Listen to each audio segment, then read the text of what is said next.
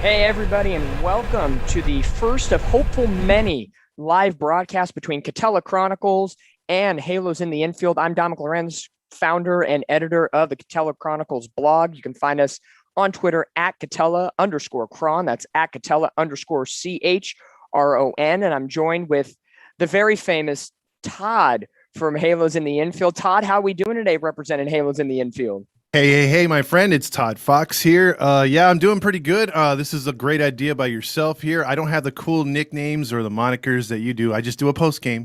But Halos in the Infield page is proud to be part of this telecast, commentary, whatever you want to call it. You know, we promoted this as if Apple TV could do it, why can't we? And that's the Yes. truth. The Apple TV broadcast, visually, they don't look too bad, Mhm. but audio wise, now, Todd, myself, we have David alongside with us, co-founder of Catella Chronicles. David Goodkind is here with us. And all three of us, and we're not going to forget Chase on the back end for Halos in the Infield. He is the mastermind putting all of this together, the Zoom, the YouTube stream. This is all Chase on the tech side of things. So first and foremost, Chase, thank you for all your hard work putting this together on a beautiful Friday night, July the 1st, celebrating 4th of July weekend. What a way to kick it off. Angels against the Astros. Now we're going to get into a little pre-game show as the Angels and Astros kick off in about 9 minutes. We'll get you lineups, starting pitching matchups, and first pitch in just a little bit. But we're so super excited to have you alongside with us. We're going to be bringing you play-by-play color commentary. We do have some guests coming in tonight. David is the first of many guests tonight. So David, welcome in to the Thanks for having me. I'm super excited for this collab. We also have, we did announce one of our guests, and that is Nick Wright at LA Angels UK. You know him on Twitter, and he's a very familiar face. Came out to Southern California earlier this season. He will be on approximately between the 4th and the 6th inning, if not more. So look forward to having Nick on the broadcast. And then starting in the 2nd inning, we are so glad that we got her. Tonight, starting pitcher for the Angels is Michael Lorenzen. We have his mom, Cheryl Lorenzen, coming in at the top of the 2nd inning to talk about her son and, having him back home in Southern California. So as the Apple TV broadcast, you probably aren't going to be able to see it tonight. You're just going to be hearing our beautiful voices and seeing us. But that's all you need sometimes. If you have it at home because you're an Apple TV user, that's great. Their stream is ready to roll as they enter Minute Maid Park. But those are our few guests for the night, and let's get to the good stuff. Let's get to the stats. Let's get to the game. Todd, you ready? I'm ready to go. David, are we ready? Let's do it. Let's do it. All righty. Angels 37-41 on the year, 12 and a half games back in the AL West behind the Houston Astros, but only 4.5 games back of the AL wildcard. And then, of course, you have the Houston Astros, top of the American League West at 48-27. They are the class of the American League, battling with the New York Yankees for the best record in the American League. But Minute Maid Park is the site tonight, 5:10 first pitch. And let's get you the Angels starting lineup. Tonight, leading off in right field will be Taylor Ward, followed by Mike Trout in center field. Shohei Ohtani in the 3-hole at DH, followed by Jared Walsh at first, Luis Rengifo at second, Max Stassi catching, Brandon Marsh in left, Andrew Velasquez Squid is at short batting 8th, and then finishing it off in the 9-hole at third base, Tyler Wade. And then the starting pitcher, number 25 from Cal State Fullerton, yes, mine and David Goodkind's alma mater, go Titans, Right. Michael Lorenzen on the hill. He's 6-5 with a 4.24 ERA. Todd will get you the pitching matchups in just a minute.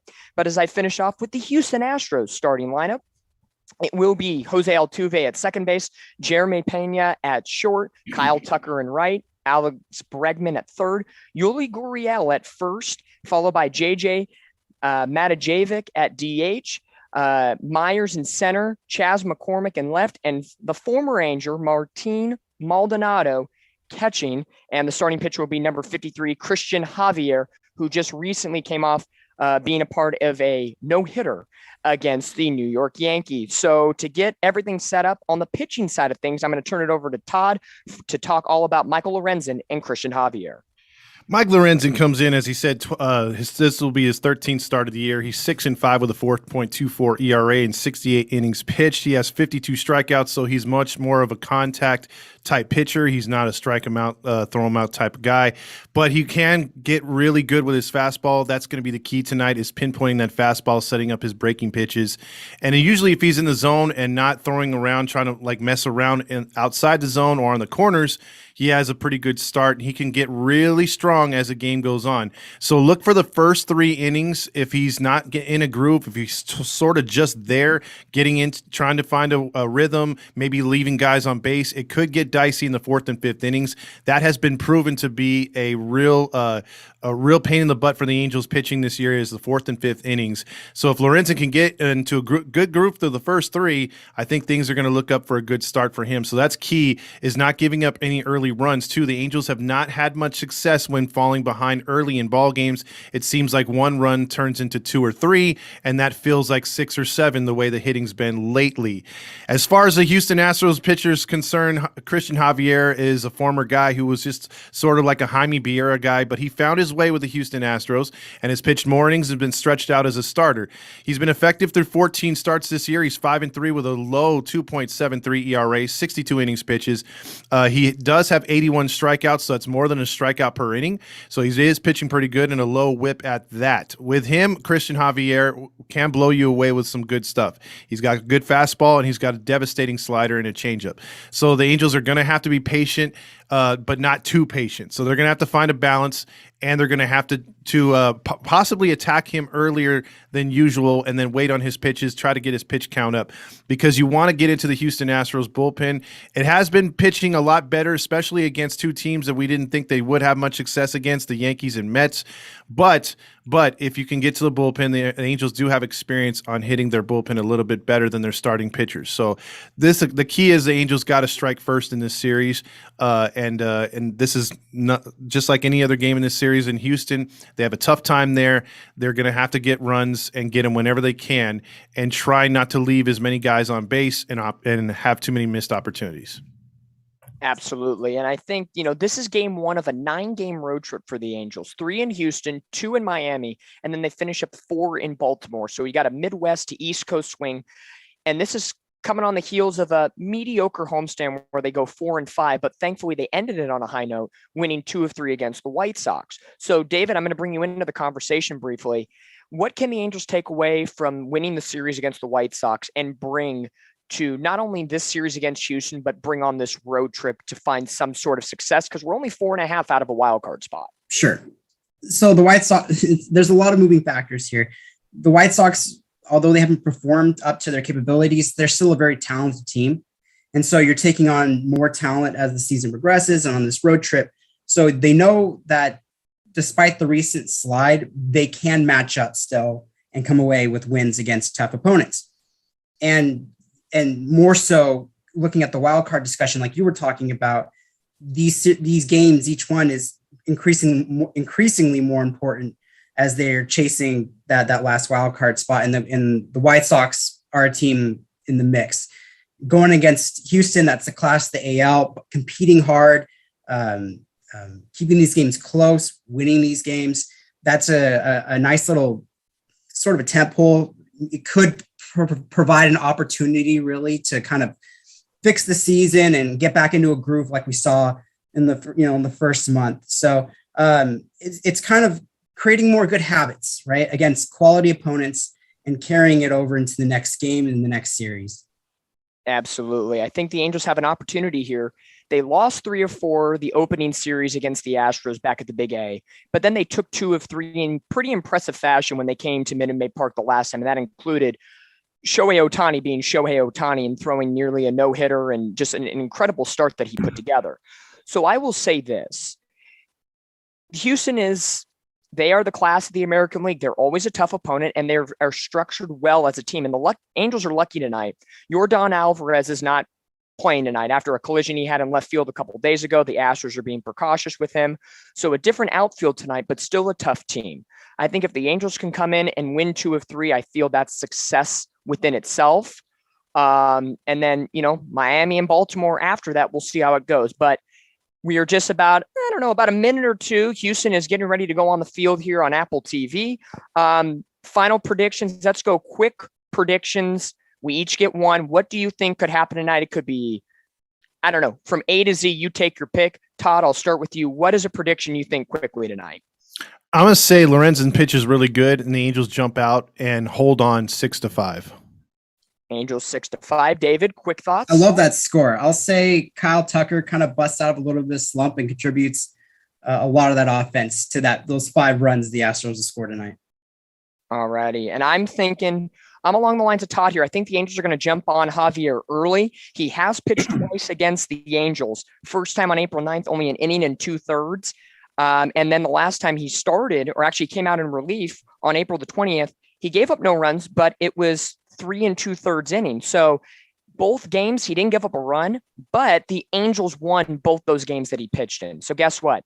I'm going for the Angels getting the win tonight. The Angels are not great the day after an off day, but I think why not today be the day? Put the end of May, put all of June behind you. Today is July 1st. Let's start a new page, and let's get a W tonight. Let's light that baby up and get the Angels on a winning pace closer to 500 as we get ready to go. But Christian Javier's taking his warm-up tosses, 4-seam fastball, slider, knuckle curve, changeup is his arsenal. We're ready to roll here. We're all remote here on Zoom and on YouTube, but we are ready to go here somewhat here in Houston. Todd, I don't know if you want to be in Houston, or David, I don't know if you want to be in Houston right now, but I think we can enjoy the SoCal weather from our own homes right now. I was in the desert earlier today, and it was 109. So I imagine it's a lot worse in Houston with that humidity. So yes, I'm very comfortable where I'm at. You got to keep it as comfortable as possible. I'm pretty sure those, I don't know what the nickname for the Houstons are, the Houstonians or whatever you want to call them. That dome I can clearly see, at least on our feed, is clearly shut, but the sweat dripping off Christian Javier right now around the eyes is telling me the full story that it's a perfectly humid summer in Houston, Texas. But we are ready to roll here. Angels, Astros, the Telechronicles, Halo's in the infield broadcast for the first time, combo broadcast of this game, play-by-play, color commentary. We're going to have some guests along the way. David Goodkind here is along with us through the first portion of the game. We're going to get Michael Lorenzen's mother, Cheryl Lorenzen, in around the second inning. And then Nick Wright from LA Angels UK will be coming in the middle of the game. So Taylor Ward ready to go. 312 average, 11 home runs, 31 runs batted in, and an on-base percentage of .399 will kick off the night. Angels starting off a 9-game road trip, and the first pitch from Christian Javier sails high and in for a ball, 1-0. I'm going to quickly put this one out there. The voting for Major League Baseball's All-Star Game, I don't know if we can all agree that it's poor system. It's clearly fan, as Ward swings and misses through that one, 1-1. I was going to say atrocious. Atrocious is a clean word. That's a good word. Judge gets the in for the American League. Trout ends up being number 2. Mm-hmm. Taylor Ward has been an MVP candidate all season long. I know he's had a couple injuries here and there, but it's still tough to put out as he, unfortunately swings and misses at that one at 95 high and in 1-2. Todd, what do you think of the All-Star format, and how many Angels should maybe even be in there? I think what it should be is you should actually have only the fans actually picking the reserves. That's an interesting take, as Taylor Ward swings and misses at that one, another 94-mile-an-hour high and tight, and Ward is victim number 1 here on the night, and that'll bring up Mike Trout. But Todd, continue on your All-Star feelings, and I don't know if we want to call it a rant yet. Oh, no, I was just going to say, I think the reserves need to be picked by the fans because a guy like Taylor Ward would get in, Shohei would get in no matter what, even if he doesn't get the international vote. But a guy like Judge, it's hard to argue. Trout's had some injuries, but you can't leave a guy off like Ward, like what he's doing so far. So I would leave it up to the players and the GMs or the managers to make the calls for the starters. Yeah, it's an interesting case scenario. You do have those teams, as Trout looks at the first one outside 1-0, that you're going to get Toronto and all these, I don't want to say spastic teams, but teams that have a lot of fan following that are going to want to have their player in the All-Star game and enjoy it, because it is a fan and it is a little fan favorite, but we know Trout and Ohtani are going to get there some way, shape, or form. If that one is in on the inside corner 1-1. I just think, what are you going to do at this point? MLB is trying to be as fan friendly as possible, but I don't think this is the route to go if you want a good quality game on the field. That's just my take initially. As Trout swings and misses at that 1-2, and Trout so far this year, he's having a Mike Trout season. What are you going to expect? A 285 average, 23 home runs, 47 runs batted in, 17 doubles. David, is there anything Mike Trout can't do? No. Be bad at baseball. That's pretty much the only thing he can't do. High and tight 2-2. He looks at pitches well, and I know there was the whole skirmish over the weekend with the Seattle Mariners and the high and tight pitches, and then Joe Kelly of the White Sox threw high and tight, but nothing came of that. It takes a lot for Mike Trout to speak as, a borderline call gets Trout looking, strike three, back-to-back strikeouts for Javier. I don't know, Todd, as my color man here in the first inning, that one's a very borderline pitch. I know umpiring has been a key so far this season, a topic of conversation. That one, as we get a little replay, it got the black. My thing is with the Angels, my frustration, especially with a guy like not so much Trout when he was on his slump, he was letting pitches like that go. But a guy like that, I think that has done that habitually this year has been Walsh. Walsh has sat there on a lot of pitches on the outside corner, and you got to protect the plate. I think that's what the Angels don't do good right now. Yeah, now the two-way star Shohei Ohtani swings and fouls that one back. First contact of the night, regardless if it's fair or foul. Shohei putting the bat on the ball, and he put the team on his back. That's a good hack right there. Yeah, it's a great hack, and that's just another example, as I said, putting the team on his back. He did it on the mound against the White Sox. He was frustrated coming out of 5 2/3 innings, but he really did what he had to do, and he had a terrific June, going 4-0 with an ERA below 0.50. It's just incredible what Shohei is doing. I don't know, just like Trout, what can't Shohei do at this point, David? Well, I mean, it's a once in a generation kind of athlete. So that question is wild to even think about. The fact that we expect him to go out there and pitch like a Cy Young candidate, and then he goes and hits bombs the next day and is the sole offense some nights. So he is the unicorn. He can do everything, and he does everything really well. He's able to do it. And to me, what's incredible about Shohei as he takes that one high and in, and the count now runs 3-1 in favor of Shohei Ohtani batting on the left side. He is that unicorn, and it's crazy for me to think he can hit, he can pitch, and he rarely needs off days. He is so pliable, and he's so sturdy. I don't want to call him a beefcake, but he is strong in head, in mind, and in body. As he looks at a 3-1 pitch right down the middle, count is now 3-2. He could have hit that to Arlington. Yeah, that one's a clear pitch that he could have taken to Arlington, but it's going to be great. I think he needs to sit right now. 3-2 fastball is where he's going to go. I'm thinking, I'm going to play a little Gooby card here. Low and in, fastball, and it would be amazing if he could take it out right here. Get the Angels on the board after Ward and Trout, who are core of your team, strikes out. Why not put the team on your back? That's kind of the central theme right now. And we'll see the 3-2 pitch. Oh, you gotta be kidding. Yes, you called it. Right field. You called it. To the track. Yeah. Second deck shot. Oh my, home run. Shohei Ohtani. His 18th of the year, and the Angels are on the board. It's 1-0. Boy, was he not waiting on that breaking pitch or what? He was sitting back foot down, locked and loaded. He knew. He took the time to call time, settle himself, and rethink everything that was going to happen. 394 feet. Goodbye, baseball. Shohei gets us on the board. Fans, if you're on YouTube, on Instagram, Twitter, wherever you're watching us, put something in the comments for the two-way unicorn, Shohei Ohtani. Getting the cowboy hat on. Let's go. Hey, you know what? I love that. That was a great call. You said right away, put this team on your back, get the early run, get the momentum. And he listened to you. I think he took time out to hear your commentary, Dominique. That's what it was. And that's why he just ripped it right there. I mean, that was right in his freaking wheelhouse. He, I know it's a golf term, but grip it and rip it. Exactly. That's what Shohei, he hooks it in the line, second deck tank shot. Oh my, 3-1. Oh boy. 1-0 popped up, and that one is caught to end the inning. So Walsh ends it on a pop out. But guess what? The Angels get on the board, 1 run, 1 hit, courtesy of a Shohei Ohtani bomb to right field. And we're through a half inning here in Houston with the Angels leading the Astros 1-0 here on the Catella Chronicles and Halos in the Infield live broadcast.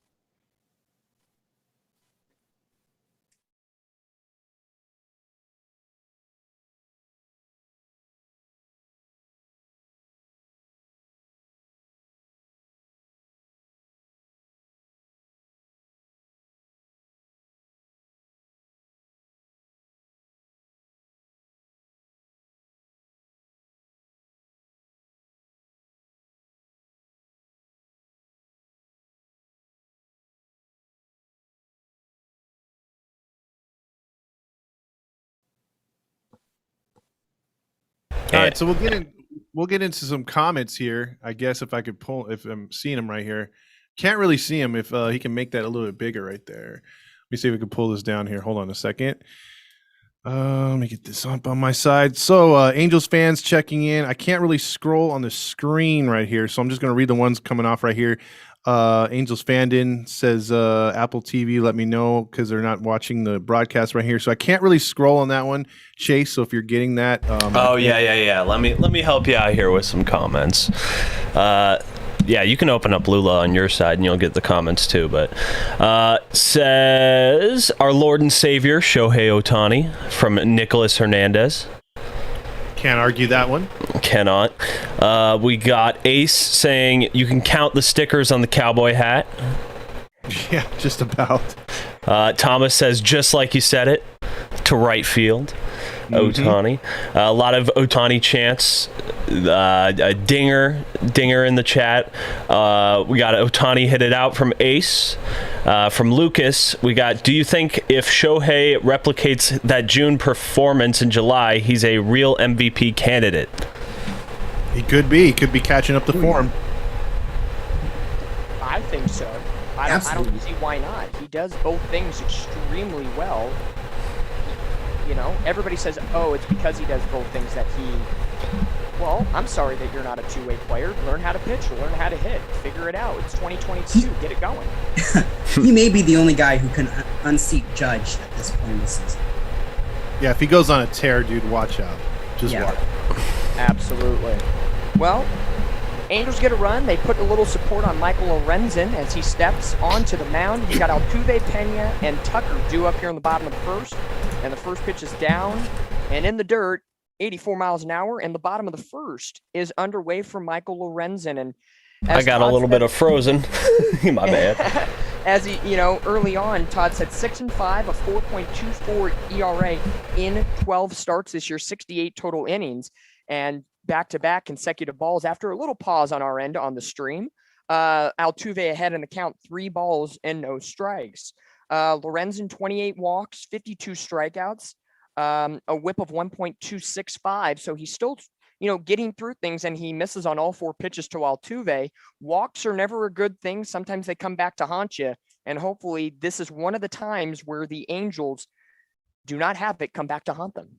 Here's what I got to say right here with Lorenzen. I think this is a very important, even though this is the first inning, very important shutdown inning. I think he's got to work out of this inning and not give any kind of momentum right back to the Houston Astros. So many times this season, especially during the losing streak, the Angels would scratch across a run or two and then just give it right back the next inning. You kind of want to put your guys back in the dugout knowing they still got the lead and they could build on it. Yeah, and I think David and I have talked about this on the Catella Chronicles podcast many of times as Pena swings and misses at that one 0-1. The Angels are always the victim of they score a run, they take the lead or tie the game, right, and then literally 5 minutes later, the very next half inning, it evaporates. Yeah, right. We saw it, or the Angels struggle with 2-out pitching. It's always we're there 90% of the way, but we can't get through the last 10% to get us to the back end as that one evens up the count 1-1. David, like I said, we've talked about this a lot. How do the Angels get that extra 10%? They got to get more out of the bullpen there. your offense is doing enough. Simply put, you just need to shut down inning. You need to be pitching to your defense. The walks got to cut down on those. That's how they're creating the problem, especially like a leadoff walk. So you got to trust the defense more. I think that's the key to the bullpen right now is let your fielders field. Yeah, and the Angels defense has been, I would say, better than it has been in years past. And so I think the defense is on their side. It's just, we saw the bullpen have a great April as Pena fouls that one off to even up the count 2-2. The Angels bullpen has been strapped with a couple of injuries. Archie Bradley, Jimmy Herget currently on the IL right now.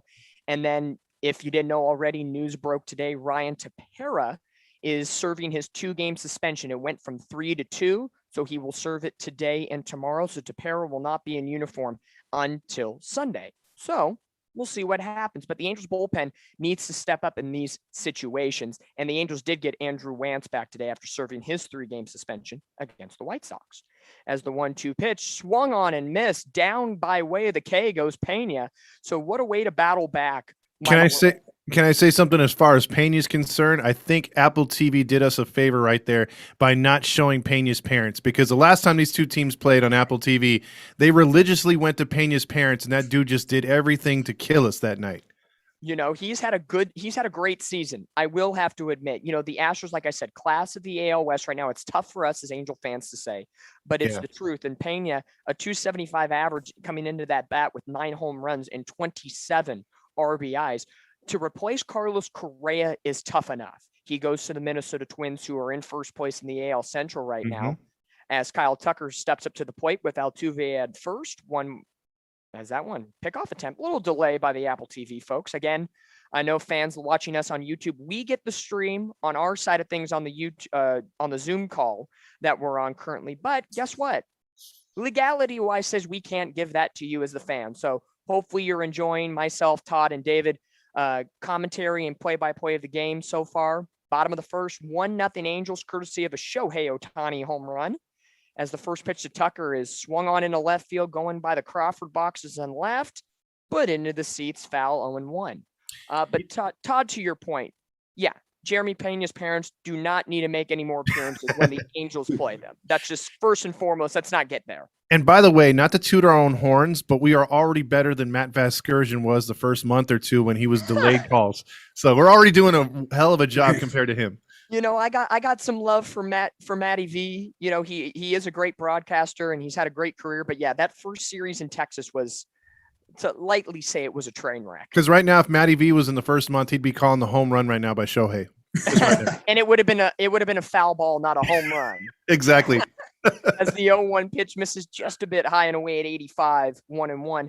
11 pitches into the ball game for Lorenzen. He's teetering between the 85, 92 mile an hour range, which I feel, Todd, that's pretty much where he lives most of the days now since becoming a starter from when he came over from the Cincinnati Reds. Yeah, he's not going to blow you away. It's more of placement with that fastball. If it's placed just right, he's going to get swing and misses, or he's going to get guys swinging over pitches or under them and getting the play to contact, because that's what he usually is a play to contact pitcher. And he's done a great job so far this season keeping the ball in the ballpark. Absolutely. And I like what he's doing. And again, as we see here, shift on the right side, Rengifo, Velasquez, and Walsh on the right side.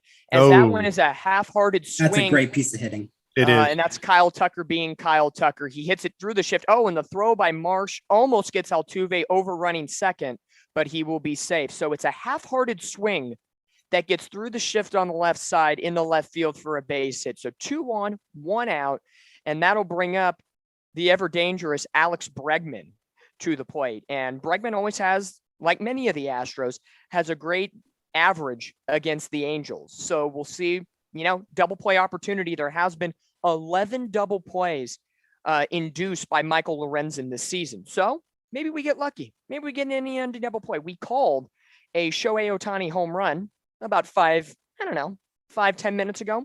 Mm-hmm. Why not get a double play to end this frame? As that one swung on and missed by Bregman for strike one. I'll pull out for the first time tonight my inner Roger Lodge, and I'll say, Dominique from Catella Chronicles needs to use his karma here to get that double play. The ever-loving Roger Lodge is what we get. Okay, let's see what happens. The cheese is real, buddy. The cheese Let's is real. see. As that there one you go. Right to short. Velasquez to Rengifo for one. Right there. 4-3 double play. Look at that. That's how we do it. Oh, 2 for 2, baby. Michael Lorenzen gets through the inning. No runs, 1 hit, no errors, a runner left on base. We are through 1. And I think it might be time we bring in Lorenzen's mom. I'm going to message her right now. We're going to get her on. And when we come back, top of the 2nd inning, 1-0 Angels.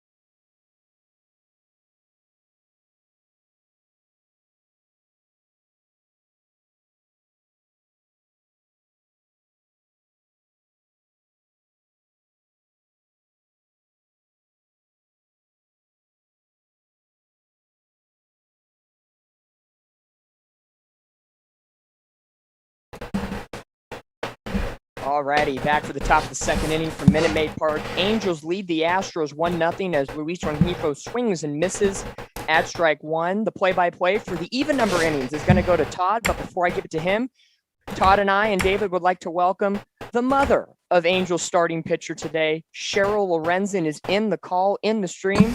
Todd, I'm going to hand it to you, but Cheryl, welcome to the stream. Thank you for inviting me. Hi, Cheryl. How you doing? I'm good. How are you? Good. Are you nervous watching your boy pitching here tonight? Yes, yes. I always am. I can't sit still, so I might have to get up and walk. I hear you on that. So Rengifo goes down on strikes. That's on 3 pitches. He strikes out here. Fastball right down the middle. How'd you like that double play? He pitched out of a jam in that 1st inning. That was really good. Michael always makes me nervous, but for some reason he seems to get out of his jams. You know, he's been a terrific pitcher for us this year. I've been lucky enough to see him live when he pitched his first game against the Marlins in April, and then the debut of the City Connect jerseys against the Mets, and both those games against NL teams. I know he's used to the NL when he was with Cincinnati, right? But he looked stone cold in that game with rocking the Vans, and he was loving him, loving himself, and I think he's a terrific piece to this Angels team this season. Yeah, we enjoy him being home. We couldn't wait for him to come home. 7 years in Cincinnati was a long time. I hear you. 0-2 now to Max Stassi as the Angels catcher stands in there with a .213 average. That was down and away. Maldonado with a nice scoop. How is it? How was he as a fan of the Angels? I heard he was a fan of the Angels growing up. He was, because we live right down the street. We're like 5 minutes away. But did he have his room all decked out? Like, who was his favorite player? No, I know he liked Nolan Ryan a lot. he really respected Nolan Ryan. He he had a lot of guys that he looked up to, actually. Oh, okay. Well, he's got the guns like Nolan Ryan, that's for sure. He's putting out those arms like because I thought, man, he would scare off half the Mariners on that fight the other day. I swear.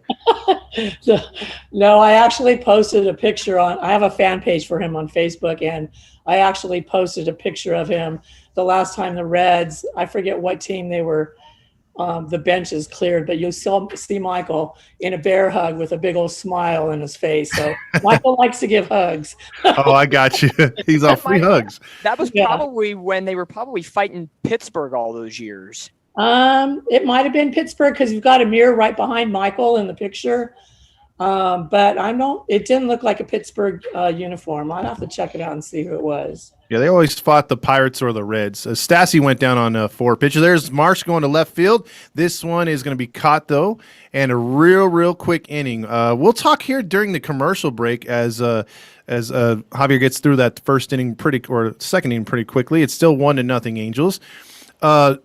Now, as far as Lorenzen playing for the Angels, is the family excited about this, that they could see him whenever they want to? There's no travel issues?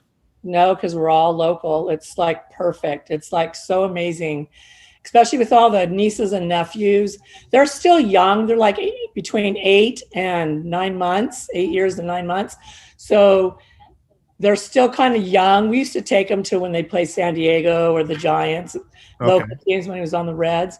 They were so young, but I think they're now starting to grasp who Uncle Michael is, what Uncle Michael does, and it's pretty cool. How many show and tells is he going to attend this year, being a starting pitcher for the local Angels? I mean, that's got to be really cool for the kids and nieces and nephews that are in school right now. Oh, yeah. They just did that clip thing when he went to Roosevelt Elementary, and they did that. That was really cool. And it's so good because he's a local kid, grew up in Anaheim, even though he went to Fullerton High School. It's just amazing. It's really nice. And everybody from Anaheim is coming out of the woodwork because they know who Michael is. Now I know through all of this, I think this might be one of David's questions for you. David and I are both alum of Cal State Fullerton. Go Titans. I even for Lorenz and for Michael, I'm representing the Titans mug today. Nice. David, I know you probably have something for Cheryl.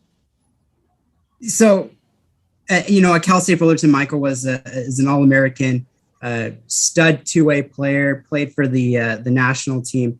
Does he ever talk about getting that itch to be the two-way player at the major league level with you? Rival Shohei? Yes, absolutely. Well, Cincinnati let him do it. Right. And, injuries, I think, prevented him last season of continuing on his path that he's been on. He really wants to do it. I mean, he loves to hit. If you watch him play, the kid's an athlete. He always has been, and he's a kick to watch. He always has been since a little guy. He's not afraid to do whatever he needs to do to help the team along. But I think right now his focus is on pitching because he's got his starting position, and that's what he really wanted. So I think in time, hopefully maybe next year or maybe the end of the season, he'll get to start batting again because he can hit. I bet he can with those guns. It looks like he can hit him as far as Shohei. The first pitch is a strike. The second pitch is fouled off by Gary Al. It's 0-2 now. Guys like Shohei, I think, hot take here, I think Shohei changed the game. Nobody wants to see a boring pitcher hit 150 or below, and you got a Shohei Ohtani hitting 300 sometimes with all those jacks. It's pretty funny to see the National League ditch the DH rule or get the DH rule right away. Yeah, I think it's an interesting situation. I think that may be where the tide turned for for Major League Baseball during the lockout and the bargaining agreement to say, you know what, maybe we will not, have the DH anymore and hope for the best. Oh, that one is hit and gone. That is Yuri Guerrero going to left field. He pulled that one down and in slider right there, and he turned on it, and it's quickly 1-1. That's the one thing that the Angels got to worry about in this series with Houston, that short porch in left field. If you get a hold of one, a normal fly ball at Anaheim Stadium is literally a bomb in left field at Enron/Minute Maid Park.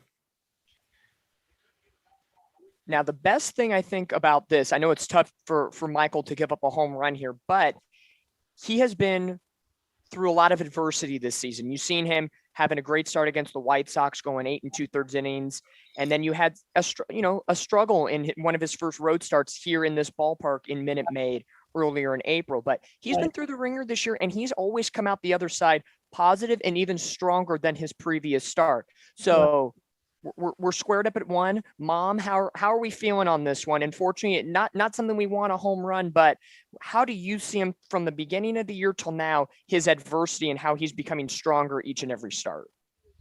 He is becoming strong. I think his confidence is starting to build more and more.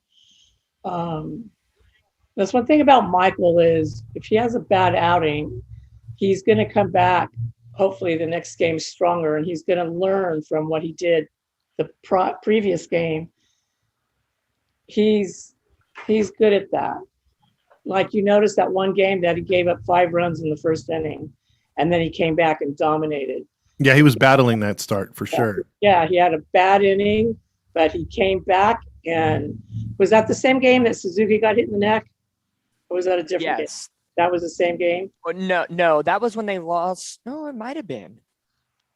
Because I know I check the stats here. Yeah, I don't remember if that was the same game or not, but I know Michael came back super strong after that first inning, and sometimes it happens. The jitters get to you, and I know. Well, there he goes. He came back with a really nice strikeout on JJ with a couple 2-seam fastballs and a changeup outside and away to get the DH for tonight. Astros. Sorry about that interrupting there, but he gets a nice little strikeout. Your boy there. I see that.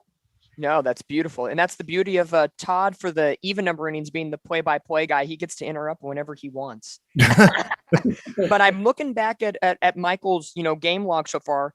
It might have been the Phillies game. Even though the Angels lost that day 7-2, he gave up 5 runs in 5 2/3. And that was a game where he had a season best 9 strikeouts in that game. So that's even if that's not the game, another prime example of him battling and keeping the team in a ball game from beginning to end. Right. And that was a good changeup he threw on the outside to JJ, and he just threw a really good first pitch slider right there. That's a 2-seamer inside right here to the not so used center fielder right here for the Astros. Well, see, with Michael being on the Reds, coming from the bullpen, you get to throw maybe 3 pitches, or you get to throw, 1 inning and then you're out, you're done, or a half an inning, you're out and you're done. So Michael's learning how to go longer in the innings and using all his different pitches versus, okay, bases are loaded or whatever he coming in from the bullpen. So he's learned how to do when he gets in these jams, how to use it as a starter. So it's kind of an advantage of what he came into, from being in a bullpen. Mm-hmm. 1 ball, 2 strikes here to Jake, and he fly ball to right field. This one's hit pretty deep, but I think that is Oppo for a home run. It is now 2-1 as Jake hits his first home run of the season for the Houston Astros. When Oppo, that pitch caught a little too much of the plate right there. I was hoping he'd go slider or 2-seamer down low, but that one was up right there, and Jake took a full advantage. Yeah, he gets a 96-mile-an-hour 4-seam fastball right at the top of the zone. Tough location, good pitch. That's probably one of the higher velocity pitches we've seen tonight from Michael, but just a little off on the plate. Tough break, but again, shows that adversity. And, Angels are going to be trailing 2-1 here right off the bat in the bottom of the second, but this game's not over. It's still early. You still got Trout, Ward, Ohtani, Walsh, everybody else in your lineup. And this is where the Angels offense gets to pick up Michael Lorenzen. There's a ground ball base hit, gets through Squid right there. The tentacles couldn't reach that one. But, Lorenzen's been very good this year at battling, and he's got that bulldog mentality. But right here, it looked like he was just trying to throw one past him and didn't realize that Jake could go yard. And that's understandable. I mean, you're not facing the hottest hitters in that lineup, so you want to punch him out as quickly as possible. He'll learn from that, and he'll know that, hey, that's his sweet spot, and he'll stay away from it next time he faces him. Yeah, credit to Myers there. He just muscled that out. Yeah, that's a hard pitch to hit out. It sure is. Now, looking at it from a different perspective, and through the off season, Cheryl, Michael was he was pretty adamant about wanting to become a legitimate starting pitcher and didn't want to do part-time starting pitcher, most of the time bullpen. Did he express that to you this offseason? I know that was one of the big keys for him to come back to Southern California with the Angels. Oh, yeah, absolutely. How often did he express that to you, and how strong and adamant was he about that? All the time. All the time. He wanted to be a starter in Cincinnati, but he had his ups and downs, like he'd come in strong at the beginning of the season, then he'd have a weird injury or something, so it just kept him down. I know his rookie year, they put him in when Red signed him, they signed him as a two-way player. But then when they finally signed the contract, they said, we want you to focus on pitching. He said, okay. So he was cool with that. But then he struggled in his rookie year. So he kind of went up and down, back to the minors, back up, and and things like that, which is fine because Michael came back stronger every time he went down, came back up. And then things kept happening for him to just stay in the bullpen. So I personally didn't like that because I know his talent and I know what he can do. And to me, his talent's being wasted in the bullpen. Not that the bullpen isn't important to the team, but for Michael to be sitting there remind me of a caged lion or something, sitting there needing to come out and do what he needs to do. Exactly. And so the 7 years of baseball, to me, had he gotten to play more, he'd be better where he's at now. Exactly. 0-2 pitch here, important one right here. Let's see if he can get Maldonado, and he does. He pops him up. This will go to the first baseman, Walsh, so that'll be his second out. I was hoping he'd get a double play. Maldonado's not hitting like he was with the Angels. He's only batting 141, but has occasional pop. You still got to watch him, and he does go oppo. He was trying to go oppo against the shift right there. So that will go back to, I believe, Altuve will now be leading off here, or batting and starting the order over again with 2 out here. Lorenzen would like to get out of this inning before he hits the 40-pitch mark. Yes. So Michael always wanted to be a starter. Michael, I personally liked him being in center field when he played for Cal State Fullerton and came in and closed. But because his talent, he's just so good and he's so exciting to watch. Nice pitch, strike That was one. a really great pitch. Yeah. That's where you want to place it with Altuve since he steps so far outside the box. If you can hit that corner, it's almost impossible for him to hit. He's not having that Altuve type year. He looks like Mike Trout a little bit, the Han Solo home runs only. 15 homers, 26 RBIs, so not a lot of guys on base in front of him. Lorenzen, though, coming over as getting that opportunity to start with the Angels, I mean, that's like a win-win for him coming from Cincinnati and being that reliever, not getting what he wanted to be, getting the opportunity with his favorite team too, and starting. And he's making the most of it so far, Cheryl. Yeah, he is. That was huge for him. You could tell his overall persona just from because he lives in Corona del Mar, so the ocean. We were always at the beach when he was growing up, so he's fond of the ocean, and it's grounding for him. He must have loved that photo shoot with the new Connect jerseys because he looked pretty happy. Yeah, absolutely. I think this is a sidebar. Pardon me, Todd. Was that Jeep his? Yes. Makes sense.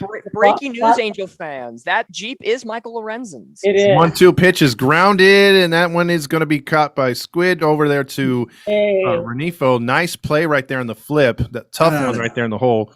That ends the inning, but 2 solo shots leave the ballpark here at Minute Maid, and it is 2-1 Astros after 2.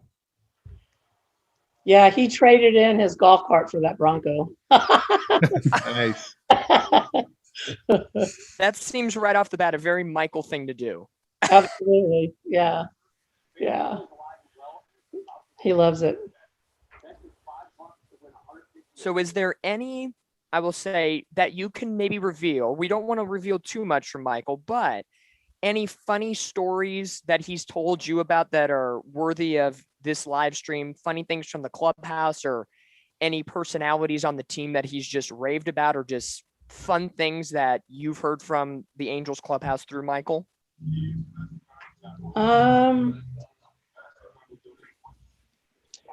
No, not that he thinks I'm funny. So when we were in Seattle, I'll tell you this little story.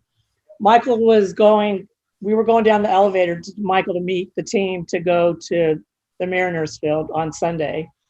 And Ohtani and his trainer were in the elevator. It was my first time meeting Ohtani.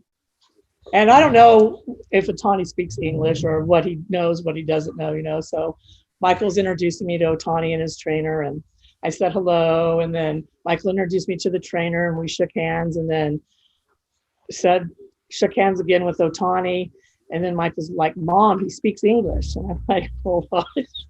I don't know. And so then he goes, yeah, his trainer lives in Diamond Bar. I'm like, okay, that's good to know. So then when we were backing out of the elevator, I bowed to Ohtani, like, out of respect, whatever. Sure. So Michael just got a kick out of it because he's like, Mom. So Michael goes to get on the bus. He comes back to Cassie and her parents, and we're standing there. And he goes, you got to hear what my mom did. He tells them the story that she bows to Ohtani and then started dying laughing, like, why did you bow to him? I go, well, because isn't that what you're supposed to do? No, you don't need to bow to Ohtani. I'm just like, okay. So that was kind of a funny story. Those are those mom moments you're going to definitely remember. And he probably won't ever let you forget either. No, he won't. Exactly. Well, all right, so we get back here. The Astros are already here for the third inning. Javier takes the mound. I'm going to throw play-by-play back over to Dominique. All right, Christian Javier, first pitch swung on and miss. Andrew Velasquez leading things off. It'll be Velasquez, Wade, and Ward due up here in the top of the third. 2-1 Astros. Ohtani gets us on the board in the first with the solo shot, but then 2 solo shots from Gurriel and Myers. In the second inning for the Astros, 2-1. Lorenzen looking strong, battling throughout. We have myself, Todd, David Goodkind, and Michael's mom, Cheryl Lorenzen, on for another inning. Cheryl, how do you feel about this live stream stuff with us? Are you enjoying it? I am. It's fun. Yeah, I do. I like to do these kind of things, but normally I'm the one that's controlling it. So, but it's a different perspective. Yeah, I just do like live feeds and stuff on his fan page. I started his fan page. It'll be 3 years in August, and it's fun. The fans love it. I do giveaways, and now I haven't gotten any Angel merchandise, but there's a lot of Cincinnati fans that are still on there that love them. So I've got a lot of Cincinnati merchandise I could probably raffle off. Oh, wow. We love it. Yeah. It's fun. We first and foremost, we appreciate you coming on and joining us here, getting a different side of Michael that maybe not every fan gets to see on a daily basis. You get to see him, how often, was he growing up out of all the siblings? Was he I guess you can quote unquote say the mama's boy, or what type of kid was Michael growing up? Well, Michael has 3 older brothers. And so, of course, the 3 older brothers would egg Michael on, to do stuff. And the older brothers would get mad at him because what they used to get in trouble with, I'm like, I've already been through it, so Michael would never get in trouble. Michael's dad left when Michael was 10. So, of course, Michael and I are closer than his other brothers because it was just pretty much him and I at the house. So, yeah, we're pretty close. I could say, no, I mean, I love all my boys, but I would say probably Michael and I are the closest. Okay. Just because of that reason of his dad leaving at the age of 10. That is true. But, I think that builds a beautiful bond between the two of you, especially now when it, in a way, comes full circle. He comes back to Southern California and you get to be at every start that he's at after a strikeout to Velasquez, that one skied into center field by Tyler Wade, and that is caught for out number 2. So far 2 up and 2 down here in the third inning. And that makes 6 consecutive outs for Christian Javier, the starting pitcher for the Houston Astros. After only giving up that solo home run to Ohtani with 2 outs in the first inning, he got Walsh, Rengifo, Stassi, Marsh, Velasquez, and Wade, and now we flip it back to the top of the order in Taylor Ward. I don't know if you guys heard the news that Michael and his wife are having a baby. No, oh, congratulations. We have not heard that. Is this a second breaking news? This is breaking news. I've had to keep my mouth shut for months. Oh my God, we love it. Congratulations. Congratulations. Yeah, it was her birthday on the 29th. So on his Instagram, he posted some pictures, and then he posted a picture of the little baby's image, whatever. And so I go, oh, finally, I can tell everybody. All right. How far along are they? She's about 22 weeks. Okay. Okay. So due date will probably be after the season, if my math Yes. is correct. Yes, after the season. Yeah. Is this numero uno grandbaby? No, it's their first baby, but no, she'll be number 9. Whoa. Okay. Oh, They wow. all came together. Like I waited for years and they came. We have Careful what you wish for. It comes in bunches. yeah, we have 3 8-year-olds, a 6-year-old, a set 2 twins, and then we just have a baby that's 9 months old. Wow. So yeah, That's so that beautiful. Michael and Cassie, finally Michael and Cassie are gonna have their baby girl. The Lorenzen family gets to continue expanding, and the Angels fan base gets to continue expanding. I love it. Yes. As Ward's at the plate, 2-2 count. Javier, 37 pitches into his ninth, pitch 38, nearly clips Ward on the elbow guard inside. Count runs full 3-2. David and I can attest to this. We've been very lucky. We don't talk about this much, but we used to be a part of another Angels blog, Halo's Heaven. And back when we were a part of that, we had Angels, another pitcher, Kenny Rosenberg, on our off-season show talking about minor leagues and his journey to the Angels from the Rays. And I was privileged enough during that podcast to reveal that him and his wife were expecting a baby, and the gender reveal on our podcast. So I don't know if I'm the baby whisperer when it comes to announcing things, but I guess it works out that way as Ward swings and misses through that 95-mile-an-hour cheese down the middle of the plate. And for 2 consecutive innings in a row, the Angels go down 1-2-3, strikeout, flyout, strikeout. We're through 2.5 in Houston with the Astros leading the Angels 2-1. But I don't think we're going anywhere. We're going to have Cheryl stick on with us just for another half inning, because I know she's got to be on the couch. She's watching her boy pitch. So far, a great game so far. 2 innings, 2 runs, a couple of hits, a couple of strikeouts. So far, even though the score is not the Angels' way, a very productive outing thus far from Michael tonight on the first day of July. And by the way, Cheryl, you're getting a lot of love on YouTube. A lot of fans checking in with congratulations, Grandma, and everything else like that. Oh, nice. Sweet. Angels social media is always giving when it comes to the positive comments and something like that. I assumed, our Angel fan base would be in support of bringing in another Angel fan to our circle here. Right. Well, we're really praying that he gets another contract with the Angels. We need him to stay here. We would love that as well, because I know he's got some Reds fans, but we already claimed the baby as ours. Angels. Yes, that's it. Yep, baby was conceived while he was an Angel. Exactly. All right, you heard it here, folks. Another breaking news. It's an Angel baby. It ain't a Reds baby.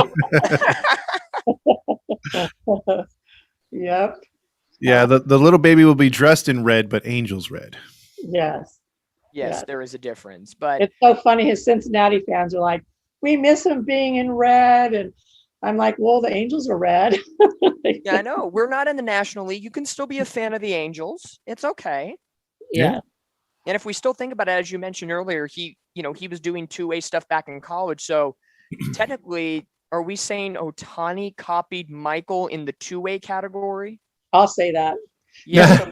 So technically, that MVP that Ohtani won should be like at least a half or maybe a quarter Michael's. Yes. Well, Ohtani's had more opportunities to do it than Michael. But I don't know if you know that I'm not sure, but there was a baseball card. Michael tied Babe Ruth. So there's a baseball card out there of Michael and Babe Ruth together. Nice. Oh, wow. Yeah, so that's out there too. And I don't remember the date. I'm bad on dates.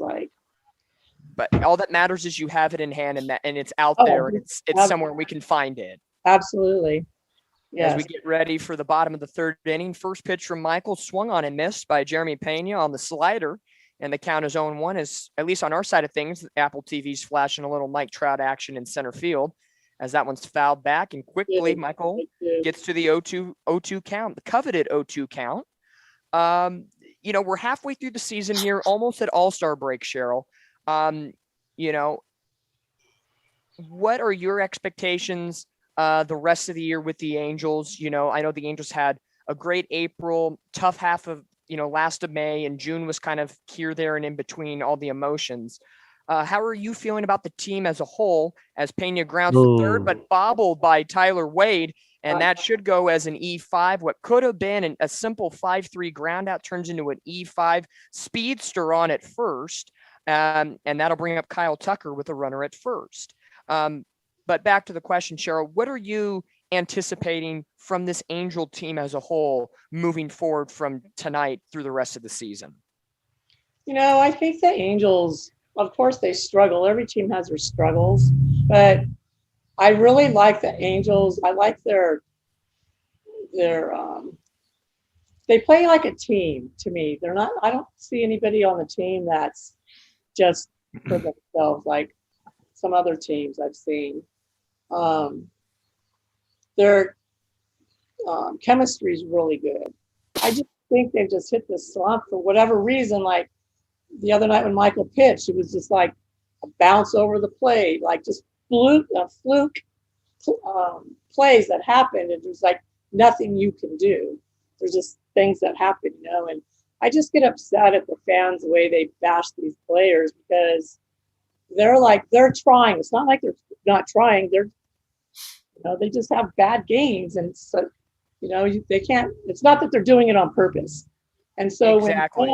when fans bash them, it really bothers me just because these are players, these guys, yeah, they make a lot of money, but they're not going to be perfect all the time.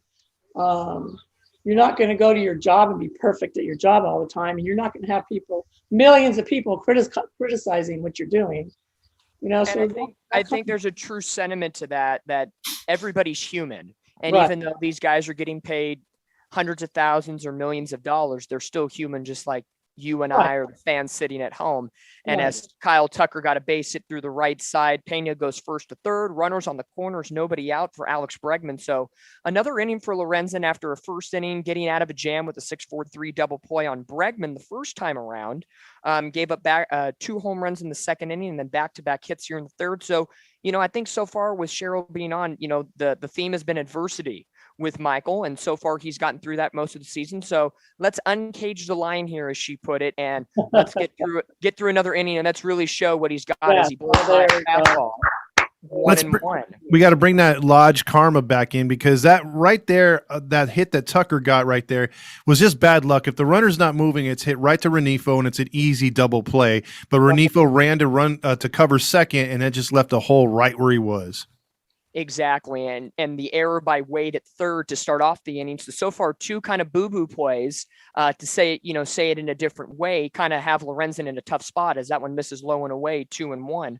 But that's kind of where we are in baseball right now in 2022 with the shift and all the interlocking statistics that are out there, where to shift to, and the probability as Apple TV does with right now, Alex Bregman's RBI probability is 36% in this situation. But there's a lot to be taken in the game of baseball as the Angels have 3 guys on the left side of the infield for a shift here, and Walsh is the lone guy on the right side. As that one is popped into right field, going back on it is Ward. He will make the catch in front of the track, but that one will get Jeremy Pena in, and the Astros tack onto their lead. It is now 3-1. Another unearned run right there. Unearned run at this point right now for Lorenzen, and that's he does what he needs to do. He gets 2 ground balls and a fly ball to right, but just some things don't go his way. But I think, and I don't want to speak for Michael in this sense, I think in a situation with 2 on and nobody out, you may like to take the out and give up the run at that point, because 3-1 is more manageable than if a 3-run home run happens. And I'm not trying to jinx anything right now, but sometimes you got to take the small victories in that sense. Right. Yes. So as a pickoff toss to first, Jared Walsh. David, I know you're going to be exiting our stream here in just a few minutes, but thoughts on this situation here? Error, ground ball through the right side, leading to a sac fly. Well, he's been dealt a tough hand, and he's doing what he can, obviously, and the best you can. You take, like you guys said, you take the sac fly here. I like to see him attack the batter just a little bit more here. I know Gurriel's a dangerous hitter, but he's got to trust his stuff. and get after him right here. You don't want to keep any momentum going. Shut it off. Absolutely. After a couple There pickoff it is. attempts, the first Oh. one just a bit out, just a bit inside on the right-handed hitter Yuli Gurriel as they re-show that first home run to the Crawford boxes in left field. Gurriel coming into this game, 6 home runs and 21 RBIs, kind of a down year for him, only batting .226. So in a way, kind of popping out of his little hitting slump so far. As that Yay. one There you go, Michael. sails in there for a strike. It missed on the tracker, but a favorable call by the home plate umpire. I'm not going to say no to that. I'll take the strike. Michael's going to take the strike. Cheryl's going to take the strike. Why? Yep. I sure am. If mom says it's okay, we're going to take it. If mom says it's okay, Yes. as that one misses down low 2-1. But, it's so great. We appreciate, I think, as fans, seeing you interact with the fans on social media. Was that something you were doing in Cincinnati? Oh, Or is yeah. that it didn't pick up when he came back to California? No. It started in Cincinnati, and it's so funny because after Michael's game, I'd go out there every now and then. I think it was the end of the season. We were in the parking garage where the players park, and there's fans down there that wait for the players to come out. And all of a sudden, I hear this mom go, "Cheryl," and then Michael's standing next to me, and it's just like, "Oh my gosh, we finally get to meet you!" And then Michael's standing next to me like, "Wait a minute." And then, of course, she got her sons to get autographs from Michael, but it was just so funny because For a minute there, mom was a little more famous than son. yeah, it's funny. They give me a hard time because Michael and Cassie always laugh at me because they think it's funny, and I'm just like, I don't mind doing it. I like doing it.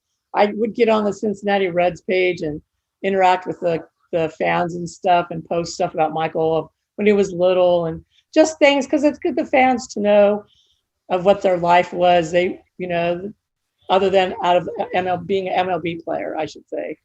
And so it was fun. And like people would, like Michael had a bad outing, whatever, people would mouth off, of course, behind their computers. And then people be out there going, his mom's here, right? So they kind of put him in their place, like, knock it off. Let's not, we don't want mom putting fans in their place. Yeah. That ain't going to be a good combination there. As Michael unfortunately gives up a 1-out walk to Gurriel, 2 on, 1 out. He's crossed the 50 pitch plateau. He's at 51, as that'll bring up JJ Machevic, as that one misses outside 1-0. This is a big batter right here for Lorenzen. I think to help him get through this inning, a double play obviously is what you want, but you can't let this guy get on base right here. Well, especially as Machevic is coming into the game, batting a quality 100 average. Exactly. So this is a batter you want to get, and he grounds it, and it's just past the bag. It hits the Crawford boxes, kicks out. 1 run will come in. Marsh will pick it up. Tucker scores. And we'll see here on the stream Gurriel only made it first to third. So it's going to be a 1-out double for JJ Machevic, and the Astros tack on another run. It's 4-1. So Todd, I think we're going to need the Roger Lodge juju to come back to us. We had it in the first inning, but the second and third has not gone our way so far. So think in your head right now, as my color guy, what can we do to get out of this and call a perfect, get out of the third inning? I think what you need to do right here is have the shift on, and if he hits the ball right to the shift, you go home with it to save the run and keep it a 3-run lead. And then the next batter, Lorenzen's going to get a 1, 2, 3 to end the inning and come back with a strong 4th inning right after this one. So we're going to give the Sports Lodge karma. I'm going to spread it all over the field and all over Lorenzen right here. I say he gets the next 2 outs. All righty. Lorenzen getting the next 2 outs. I'm feeling the same way. You got the bottom of the order. Myers and McCormick due up next. Myers had that home run in the second inning. So let's get Lorenzen a little payback here. He was already tagged for 1. Runners at second and third. 1 out here in the bottom of the third. 4-1 Astros. And Michael, like I mentioned before, he has pitched on 1 occasion against the Astros this season. It was back on April the 18th here at Minute Maid Park. As that first pitch misses down low for a ball. He gave up 4 runs in 3 1/3 innings. He had 2 walks, 2 strikeouts, and that was just his second start overall of the season with the Angels. So, those are the starts you kind of live and you learn, and you take back walking into the same ballpark you might not have had as much success in, and say, okay, take the bull by the horns now. I got some work to do. And so far, as he gets ready for the 55th pitch of the game, hits the corner for a strike, and he's back in this 1-1. That's where you want the pitch right here to induce that ground ball. And if they're playing up, I didn't see where. Oh, there's the info. Yeah, it looks like right now the Angels are conceding a run, not they're trying to hold the run right there. So if it is a ground ball, likely Gurriel, even though that hair is not aerodynamic, will score from third. Best case scenario, muscle him up for a strikeout as the 1-1. Yeah. Nice pitch. Beautiful pitch. Yeah. That's the changeup we're looking for from Michael. That's the one that's success. It's that borderline pitch that hitters love to hate. What do you go with right here, Dominique? I'm thinking it worked. Why not go changeup again? Buckle him a little bit. He already saw it on the inside part. Maybe go a little bit outside. He homered on the high pitch. I'm saying low and away. Yes. No, he goes high and in, and that one's down the middle to Trout, and that will bring in Gurriel. It'll bring in Macevic. Both runners score, and the Astros tack on 2 more. It is 6-1.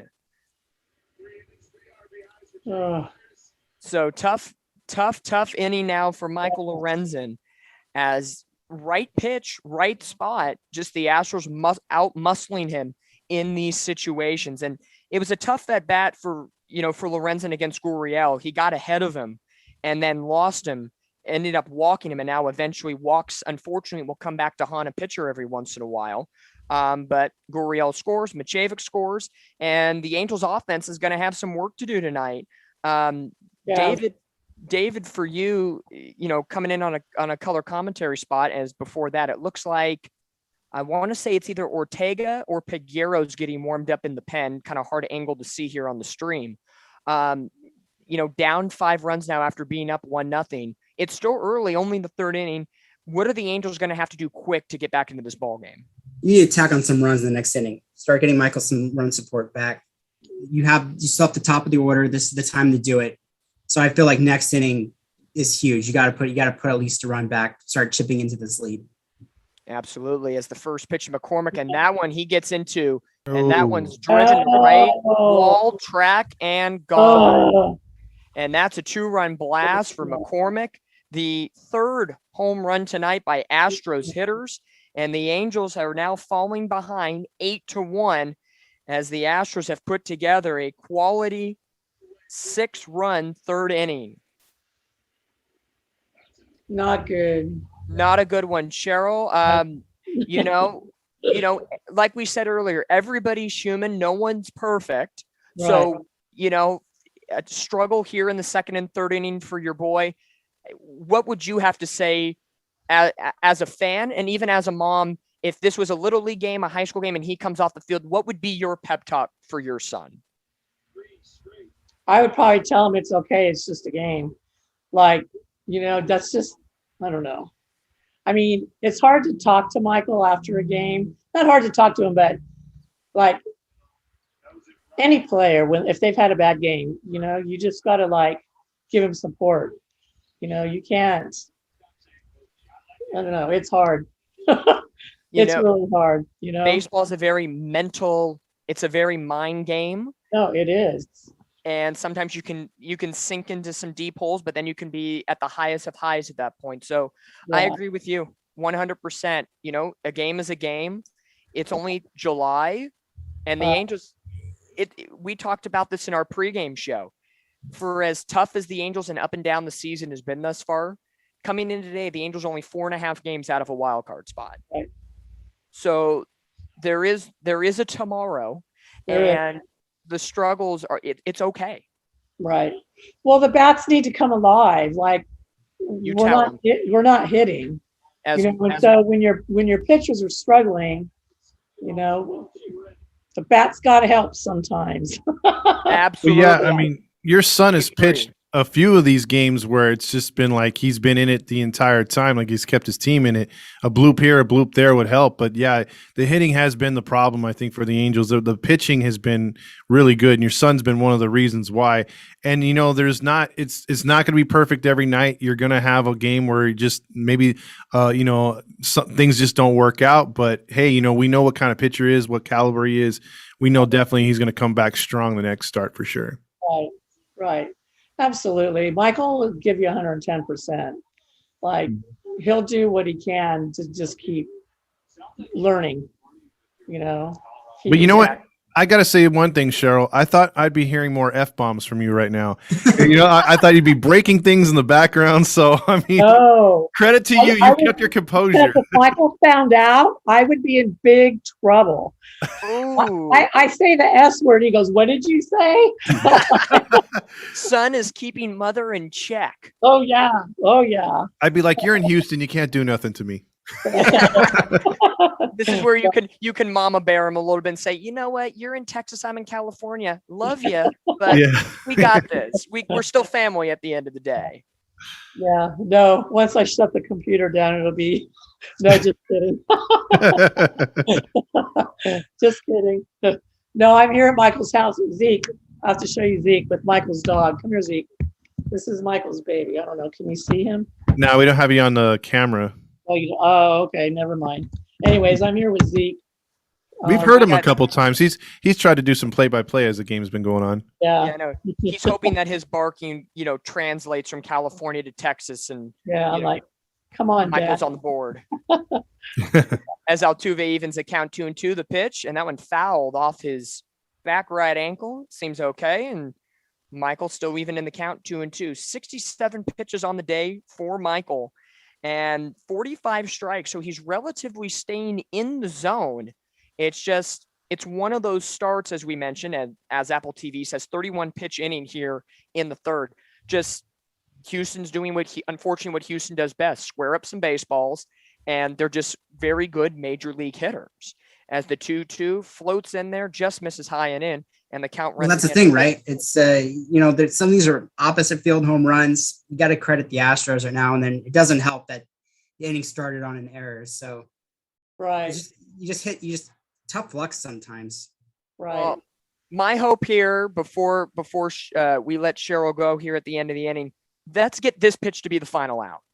There you go. Come on, here we go. You got it. Popped up second base. Rengifo says he's got it, and the inning is over. A 33-pitch inning. Unfortunately, does not go Lorenzen's way. The Astros tack on 6 in the inning, and we are through 3 innings with the Astros leading the Angels 8-1. It's not over yet. There's still 2/3 of the game left, but I think myself, Todd, and David would like to thank Cheryl for coming on, talking about Michael, talking about the Angels. Cheryl, please don't be a stranger to us. If we do one of these again and Michael happens to be the pitcher, feel free to come on, and we thank you and your family for all the Angels and Michael support. Thank you. Thanks for the invite. And feel free to curse next time. We won't tell. It's just between us and everyone else watching. That's all. All right. Absolutely. Sounds good. Thanks, Cheryl. Enjoy your night, and we look forward to talking with you soon. Okay. Bye-bye. See ya.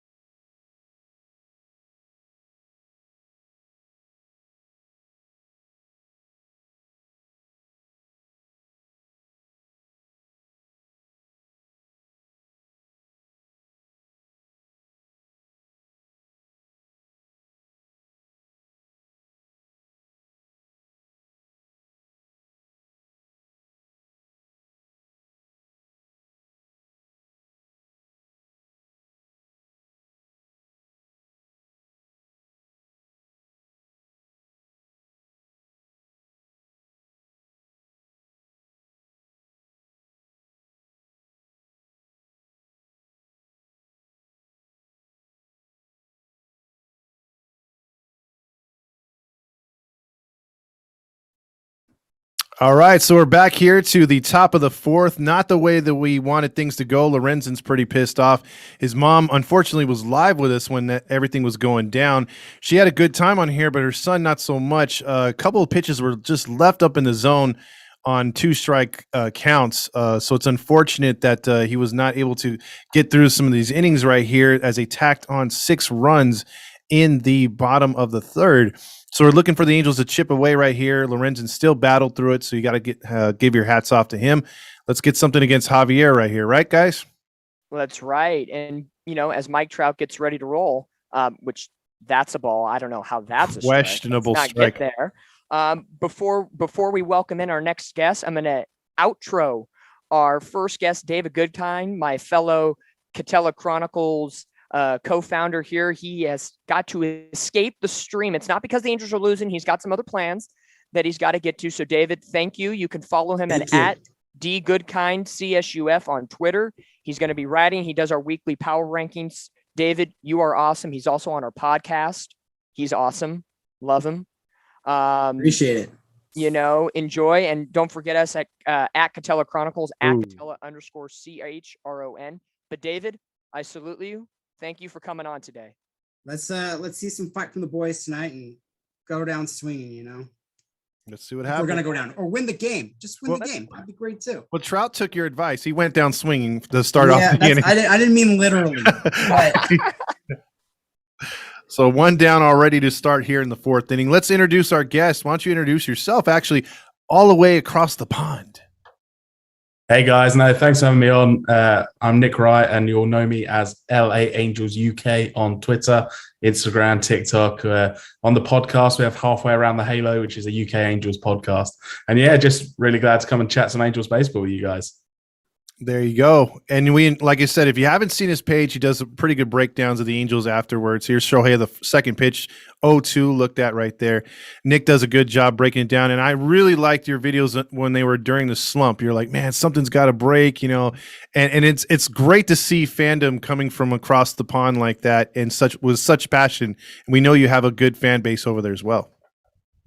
Yeah, for sure. I mean, that slump was tough on all of us, wasn't it? But you got to the stage 7, 8, 9 games in. You just had to believe that the next game was the one and something was going to break our way. And it didn't quite go that way. Obviously, it got to 14. But yeah, just in the end, I had to stop. I had to stop for a few days because it was just getting a bit too much, a bit too negative. I feel you. It's hard to be positive when it's like that. 1-2 pitch is way outside. 2 balls and 2 strikes to Shohei. How's the fan base over there as far as taking the Angels is there optimism here for the coming second half of the season? Do you think they could still stay in this race and possibly catch a wild card? Honestly, it is tough to think we could. I mean, I think what experience tells us with this team is grab ball. Sorry about that. And there's 2 outs. Sorry about that. Otani's out. He grounds out to the third baseman. What were you saying? I'm sorry about that, Nick. What we've seen before, I mean, with this team, it's been the same thing for years and years. I said earlier, actually, I recorded an episode on our podcast and just said that we seem to get to this stage where we hover below 500. We keep like 3, 4, 5 games below. We might flirt with it, get back to 500, and then we'll drop back to this level again. Mm-hmm. And for me personally, I'm generally trying to be quite optimistic about this team. And I really want to be because there's loads of good pieces on it. There's loads of exciting players and a lot of talent. But at the same time, there's something missing still. And I really struggle to see us going on a sustained run, I guess, in the second half that gets us into the postseason. Absolutely. Dominic, follow up on that one. What do you think is missing, what Nick is talking about? I completely agree with him. This is the Angels' prototypical selves. They hover between below 500, 5 games below 500, 5 games above 500. It's just that epitome of mediocrity. And it's so awful to say that because you have players like Trout, Otani, Syndergaard, Walsh. You have these terrific players. And, we see it all the time that Trout and Otani have a great homestand, but the Angels end up going 4-5 on a homestand, 1 game below 500. It's really tough to see. What's giving me hope still, even through all of the losing streak and the up and down June, we're only 4.5 out of a wild card spot. Yep. That's the only thing keeping me hopeful right now. And of course, Otani and Trout are just being Otani and Trout. The 1-2 pitch, and he strikes out on that slider. That's something that Walsh needs to really work on this offseason or in the second half. As we're looking at this game so far, guys, and only being 4.5 out, I think I want to follow up on what Nick was saying as far as what's missing. In my mind, I think that what's missing is contact hitters, such as your Andersons from Chicago. We don't need the guys to be hitting home runs all the time. And if we're getting guys on base in the lower half of the lineup, that's going to make guys like Trout, Ohtani, Ward, Rendon when he was healthy, Walsh really get the RBI chances that they deserve. And so we haven't had those contact hitters yet. Maybe Fletcher helps out, but I think guys outside the organization, if this team is going to save this season, make a true push, they've got to focus in on some contact hitters. I'm not too concerned about the pitching for once. Yeah, I fully agree. I mean, the starting pitching we've had a disaster today, and we've had some disasters on the road all season. I mean, Shohei's had them, Noah's had them, Sandoval had one, but on the whole, the starting pitching's been really good. I think I saw the stat pop up on the broadcast earlier, which said we're 8th in the majors in starters ERA. I mean, that's great. It's probably better than any of us expected coming into the season. So the pen has been a bit volatile, but again, I think that will level out. I'm not as worried about that as some people are. I mean, I think the pieces we have in the back end are good. They're good pitchers that haven't performed to the best of their ability over the last month or two. But it is hitting. Yeah, I'd rather have bad, every once in a while, a bad day from Syndergaard or a bad day than Sandoval, rather than a full mediocre to poor season of the Julio Teherans and the Trevor Cahills and the Matt Harveys. I would rather, because you have something to work with when it's Syndergaard, Sandoval, Ohtani, and the rotation we have right now. Yeah. Exactly. And I think right now we're seeing a little bit of injury in ERAs, a little inconsistency from the bullpen for the first time. So we really have not seen all cylinders firing at the same time. We've had, if one's down, one's up, so that's been the frustrating thing as far as an Angels fan concerned, because we know we have the team to get the job done. I fully agree with you in terms of hitting as well. I mean, we've been too reliant on the long ball all season, haven't we? Mainly because that bottom half of the order just aren't getting on base at a clip we need them to. As you say, we have the stars, particularly when Rendon was healthy. You have the firepower in that first 5. But you don't need those guys to be hitting home runs. You don't need them to be hitting for power. And I think Joe Madden actually said it, didn't he, earlier in the season, when Velasquez had a bit of a hot streak for him, when he wasn't concentrating on trying to hit the ball out, he was just concentrating on putting the ball in play. And at I think it was only about a week, wasn't it? But he was getting more hits. He was putting the ball in play. And that's what you need from those guys. So I really do hope when Fletch gets back, that's his bag. That's what he's good at when he's healthy. And I really hope it was that hip that was causing the struggles and not natural regression.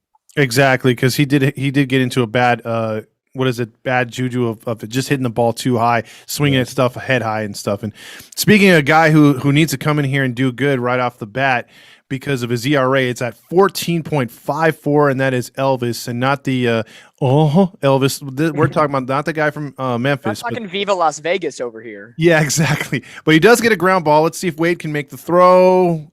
Nice pick by Walsh. The pick master, Jared Walsh. Great pick at first.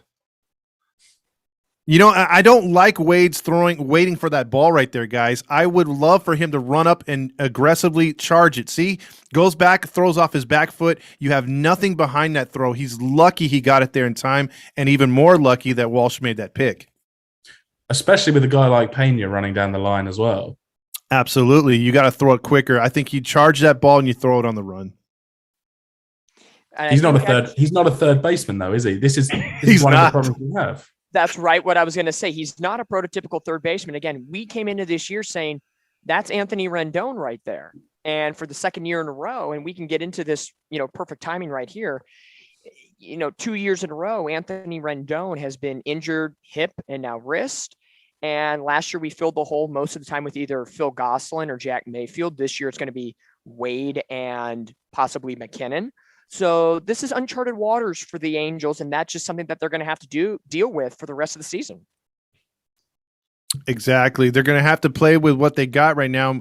We thought in the what is it called, the spring training, that the Angels were going to have a lot of depth, and we thought maybe in the pitching part they wouldn't have much depth, but it's actually worked out the other way, where the hitters aren't. We don't have the depth off the bench, but we have the depth in the bullpen or as starting pitchers for once, which is crazy.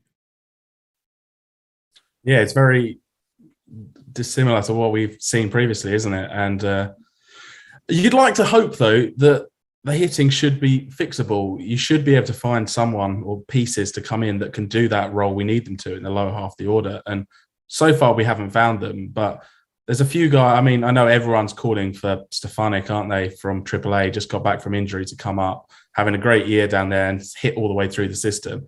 I know we don't want to put too much pressure on him, but a lot of people want to see what he can do at major league level. And at this point of the season, I mean, as soon as he's back healthy and in the swing of things, he should be up. Absolutely. Stefanik's one of those prospects that I had a chance to interview him when I was formerly with Halos Heaven, and he is a hitter. He's almost like the next reincarnation of when David Fletcher came through the system. Hit like crazy. The defense wasn't fully there, but they had to work it out. And then, we're seeing Fletcher doing terrific things on the defensive side at second and short.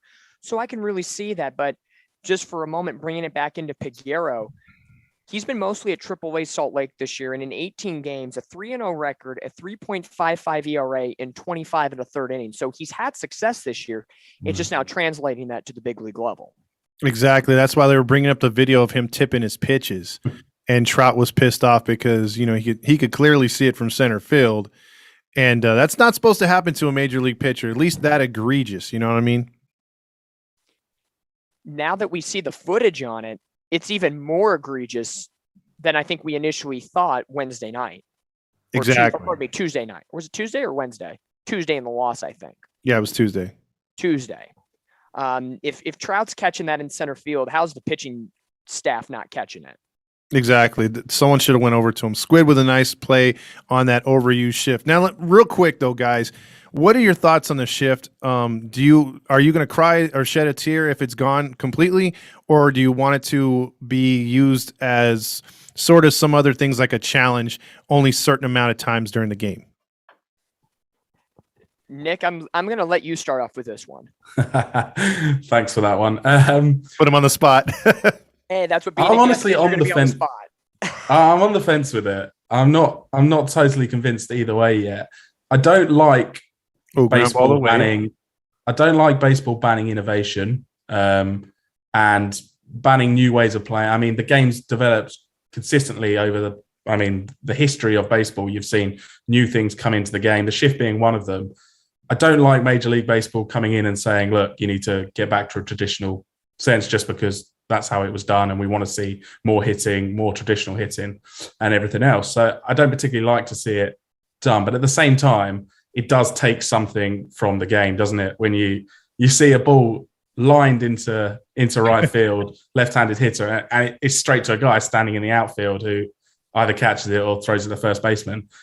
You do want to see some sort of reward for balls like. I mean, Shohei gets it a lot, doesn't he? When they shift on him, he absolutely lasers them in there. And hits get taken away. So on the fence, as I said, I want them to do something in the middle, I guess, but I don't know quite what it is. Yeah. What about you, Dominique? For me, I really think I kind of agree a little bit with you, Nick. It's like I want to see it, but I don't want to see it at the same time. I feel the drastic shifts where you have two guys in shallow right field, almost like the Joey Gallo shifts or the David Ortiz shifts. That's kind of got to go a little bit because now we're really drastically changing this game. Do I think the shift should be banned itself? No. I do agree with kind of some thoughts that were happening during the collective bargaining agreement and the lockout of keeping two people on each side, or if you are going to shift, two or three people have to at least be on the infield and kind of adjust it. There's some parameters to go around it. So I'm not completely against it. I'm not for it. I think it's one of those situations where if you're a pitcher or if you're a fan and it works for a certain at bat, I love the shift. But then like we saw earlier on a Tucker let me look here. I'm scoring the game, so I want to stay as updated as possible. First inning opposite field single by Tucker that's an out if there's no shift because it's right to the shortstop. So it's kind of damned if you do, damned if you don't type situation. I will say, because a lot of players are against hitting in the other way. You know, they don't seem to want to try even. They're literally giving you a bunt for the most time to that left side or right side, depending on the shift. Since hitters just, I don't know if it's ego or whatever, they don't want to do it. Since they're saying, okay, you know what, you're going to hit into the shift, and the players still hit into it. I believe if it is X'd out next year, you just watch the batting averages go up, dude. I mean, you're going to see some skyrocketing batting averages and more runs scored, because players now that, like Nick was saying, Dominic, you were saying that should be hits aren't right now, but they will be if that is the case. First pitch by Javier to start the bottom or the top of the fifth. We're going to throw that over to Dominic as he'll take over on play-by-play. All righty. Luis Rengifo so far 0 for 1, struck out swinging back in the second inning, 236, 4 home runs, 11 RBIs. He is a very streaky type player. One week you might not like him, and he has a couple of errors. Some weeks he's given you a game-tying home run after a brawl against Seattle. So it's a very pendulum swinging type player in the infield for the Angels playing second. But it's Rengifo, Stassi, and Marsh due up here in the fifth as the Angels trail by 7 after the Astros put 6 together against Michael Lorenzen in the third inning. As that one is skied into left towards the Crawford boxes. Do we get it again? No. Can he drop it? Yep, that's not happening. Out number 1 here. And, speaking a little bit of the praises of Astros starter Christian Javier, ever since the Shohei Ohtani home run, that's the only run and the only hit of the ball game, and the only base runner for the Angels, he has retired 3, 6, 9, 11 consecutive batters. That's not going to win you games when you're down 8-1, and that's probably saying it nicely, Todd. I think so. Again, this team is having a hard time putting anything together, whether it's a walk or a hit. You would like to see, like for me right now, I would like to see the Angels put up like a 2 or 3 spot here with working guys on base, moving them over, maybe getting a big double, not necessarily the home run. Chip away slowly but surely is the key. And I thought that one was ball 1, but it's actually strike 1, and that one is swung on and missed. So now it's quickly 0-2 to Max Stassi, who has been struggling at the dish this year. A 212 average right now, 4 home runs, not the prototypical Max Stassi we've been seeing so far defensively. He's still been great, top 5 in the American League defensive rating for catchers, as that one misses high and away 1-2. Nick, what do you like about the Angels catching platoon right now? It's Stassi and Suzuki. We had Romine and Wallach during the whole COVID injury. What do you like? We're going to try to bring up positivity here. Stassi and Kurt Suzuki on this roster after this pitch. The 1-2 swung on and miss, and Stassi's not doing us any favors right now. And that's 12 in a row consecutively for Christian Javier. So Nick, real quick. I just got to say his fastball is super lively tonight. And that's something that I was hoping the Angels would not have to deal with so far. But when you're coming in throwing 7 no-hit innings against the Yankees, you're feeling yourself a little bit. You are. He looks very good, unfortunately for us. On the Angels catching situation, I really like Max Stassi. Unfortunately, right now, things are not going well for him at the plate. Is that 0 for 16 now? Something like that? It's pretty, yeah. So I want to see him change the approach. He doesn't seem to be trying to put the ball in play as he sometimes does. And we know we've got used to seeing him over the last year or two hitting some big homers in some big spots for us. But he can hit. And he came to the Angels and we didn't think he could hit. And then he had a breakout, didn't he? And he became a sort of a top 10 catcher. But he seems to have got away from that approach a bit. I still love what he does behind the dish. I mean, he's an elite framer and he gets a lot of strikes for us. The arm's not too bad either. So I like Stassi a lot. Suzuki, I think, is a really hard one as fans because all of the metrics suggest he's not very good. What we see, the eye test, is a bit indifferent, yet he seems to be highly respected by every single one of our pitchers, everyone who he catches for. I think he calls quite a good game. So I think personally for me as a fan, it's a tough one necessarily to So talk about someone like Suzuki, because what I see isn't necessarily what the players are seeing or the coaches are seeing. Exactly. I think you have two, veteran catchers that bring a sense of stability to the Angels pitching staff, which is something that all pitchers want. They want someone stable behind the plate. Example, Martin Maldonado is that for the Houston Astros. As Marsh gets into that one, fouls away. And a little subtopic to you, as we'll get back to the catcher thing in just a moment. I like Brandon Marsh's attempt or approach. First pitch, he tries bunting against the shift. I think down 7, you got to do something to at least get on base. The only run and the only hit of the game, the only base runner, was a Shohei Ohtani solo home run. So props to Brandon Marsh, even though down in the count 1 and 2, and he fouls that one off, trying to pick some positives here, down 8-1 only in the 5th inning. Todd, what do you think? Catching situation, do the Angels need it? I know Suzuki's on a 1-year deal. They signed Stassi to a 3-year extension, so they're not really in the market for a top tier catcher. But just in general, what can the Angels do? I don't think they can stay in organization and try to get a player to come through. Like, I know they're experimenting right now with Theis. As I look at the track here, it does grasp the outside corner. Tough one to call, but through 5 innings, I think we're not going to go to a break here on this half inning. Okay. We're gonna stick here just for a little bit, because since we're in mid conversation. But I'll finish the thought here briefly, and then Todd, I'll get back to you. Marsh strikes out looking. That's the 10th total strikeout for Christian Javier tonight. The Angels, 4 consecutive innings of going 1, 2, 3, 13 up, 13 down.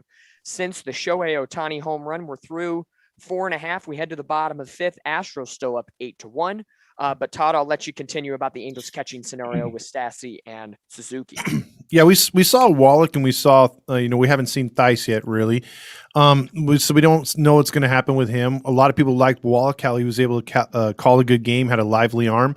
I like Stassi, but then again, I don't, because this year he's had too many issues of just watching pitches. He struck out a lot. His average obviously has regressed. He's only throwing out about 20% of the base runners. To me, he's a good backup, but to ask him to play every day, they can't get him to. He plays mostly like 2 or 3 games in a row, and that's max. I wish we had a more durable, prototypical catcher that can play every day, where you have to tell him to take a day off. There's not too many of those in the league. I know it's asking for a lot, but I believe at some point the Angels are going to have to spend on a good free agent catcher or trade for one. I know the Angel fans wanted Real Muto a few years ago, Grandal. Guys like that could play every day and put up numbers. I think that's what the Angels have been missing since guys like Napoli used to be catcher, guys like Benji Molina. We really haven't had a steady catcher back there. Maldonado was nice, but again, he didn't have the kind of pop or the kind of hits, because I'm not really looking for a home run catcher, to be honest. I would just like a catcher like a Kirk from Toronto who can get on base. I mean, he's batting like 315. I mean, you can get a catcher to bat above 250, you're winning. And they got one that's batting 315. So, it's a wish list for me to have a catcher that good, but I would right now take a catcher batting 260, maybe 3 or 4 home runs, but he's a high on base percentage kind of guy. Takes walks and gets singles. Mic drop. Yeah, sorry. Yeah. No, mic drop. That's as simple as it can be. I think that's what the Angels need to do. Is Peguero's back out for the bottom of the 5th. First pitch, Yuli Gurriel takes that one for a strike. 0-1. It'll be Gurriel, Macevic, and Myers due up for the Astros. But it's a really interesting scenario with the Angels catching. I don't think we were shocked when Stassi got the extension, especially after the season he had last year. And it was on a friendly contract, 3 years, $17 million. It's not going to break the bank. So the Angels still have money to go out at that time when they did do that, get the pitchers that they needed. And at that point, we thought retooled a really awesome bullpen. As that pitch is grounded, backhand by Velasquez, toss across the diamond. That's the nice run up on the ball, take it, full arsenal, throw it to Jared Walsh. He doesn't have to pick. He's right to the chest, and that's what you got to do defensively for Squid. He's done a terrific job so far this season. So with 6-3 ground in the book, and I'll bring up the DH, JJ Macevic. And Nick, so far tonight, you were I will say on social media, a very, very hot commodity when you came out to Southern California to watch the boys play earlier in the season? You've probably been talking about it with everybody at that time. What was it like coming back out to Southern California? This is before the 14-game losing streak. Let's remember that. So maybe Nick is to blame because he left to go across the pond again and go back home. I think he is. We're looking for a scapegoat. So yes, it's all Nick's fault. It's all Nick. But what was that experience like for you, just in general? Honestly, it was amazing and it was surreal. And I don't think I would ever have anything like it. It was 6 days. And I was, as you said, I'm sure people are aware, but it was probably the best 6-game stretch of Halos baseball in a very long time, just in terms of everything that was happening, the history, ending with that Detmer's no-hitter, but obviously Mike Trout making history and Rendon's lefty home run and Ohtani's grand slam and everything that was going on. It was just an amazing trip. And honestly, just the people, that was for me, as you said, just I was talking and people were coming up to me just wanting to chat and take pictures and just meet me. You know, it's just crazy, just the levels that Angels family is. And you just make you feel so welcome. And it's such a great place to be. And I loved every second of being in Angel Stadium and being in Anaheim, actually, in Southern California, and heading off to the beach and just everything about the place. I love coming to visit. And it was just really special this time because thankfully the Angels decided to show up. As JJ Majevic gets into that one, and that one hits off the top of the wall, Ward will pick it up. And strolling into second with the stand-up double is Majevic. And that is back-to-back doubles for him. He doubled and scored in the third inning. He doubles with 1 out here in the 5th. He's 2 for 3 on the day. And the Astros are essentially back in business right now. Peguero had 4 consecutive groundouts, 2 to third, 2 to short since he had entered the game. So that's the first base runner he inherits in this game. And that'll bring up center fielder Jake Myers. Nick, what was outside of the games itself, the no-hitters, the history, interacting? I know at the time Joe Madden was still managing the Angels. What was that interaction like with Joe? Yeah, it was great. So I've been very outspoken. I'm very sad about what happened with Joe and the treatment of him. And I get both sides of the argument. Personally, I wouldn't have got rid of him. I'd have kept him there. And I don't think we'd have got anything better this year, as I think is being proven. But just the interactions with Joe are great. He came on our podcast last year. He set that up himself. He got the Angels to contact us and just be like, love what you're doing out here. Would be great to come and chat to you. So we sort of built a relationship then. And then when I got out there, I got to go to watch BP, and Joe came over and had a chat with me. And it just, to be honest, we didn't really talk much baseball. We mainly just talked about life. He was very interested in what I did over here and what I was, what I was doing and trip and everything. It was just a really great baseball guy. And honestly, though, quite funny and sums him up. It took him about 45 minutes to an hour to actually come over to talk to me, because he ended up chatting to Davey Martinez and all the Nats guys who he used to be on his staff. And he was just with them for ages. You could just tell he just loved it, loved chatting baseball, loved catching up. So I was waiting around a bit for Joe, but I forgave him. Absolutely. After the 1 out double, Myers almost takes the head off of Peguero, but it's a 4-3 ground out, Rengifo to Walsh. Majevic moves over to third base, and it's a runner at third and 2 outs for Chas McCormick, who tonight 2 for 2, single and a home run thus far. He's halfway to a cycle. Astros hitting the ball extremely well off Angel pitcher Michael Lorenzen tonight, who I'm going to get you the final line on him here in a second, as that one misses 2-0. And the final line on Lorenzen tonight, he goes 3 innings. He allows 8 runs, 7 of them earned on 8 hits, 2 walks, 3 strikeouts, 3 home run balls. So a tough night for Michael Lorenzen after, a couple starts ago having a great time against the New York Mets, as that 2-0 pitch right down the heart of the plate for a strike, 2-1. Lorenzen, his last start, he took the loss against the Seattle Mariners on June 24th and June 17th. So, just trying to find a way to start July off on the right foot. Didn't quite get there, as that one is lined right back up the middle. Rengifo played perfectly, and that's where the shift works out. We were talking that just a little bit ago. Damned if you do, damned if you don't. The Angels did it this time and got the final out. The Astros strand a runner at third. They lead 8-1 through 5 innings. We're going to take a mini break here, and when we come back, Todd will get to be on the play-by-play coverage, but Catella Chronicles, Halos in the Infield broadcast of the Angels-Astros game will be back in just a moment.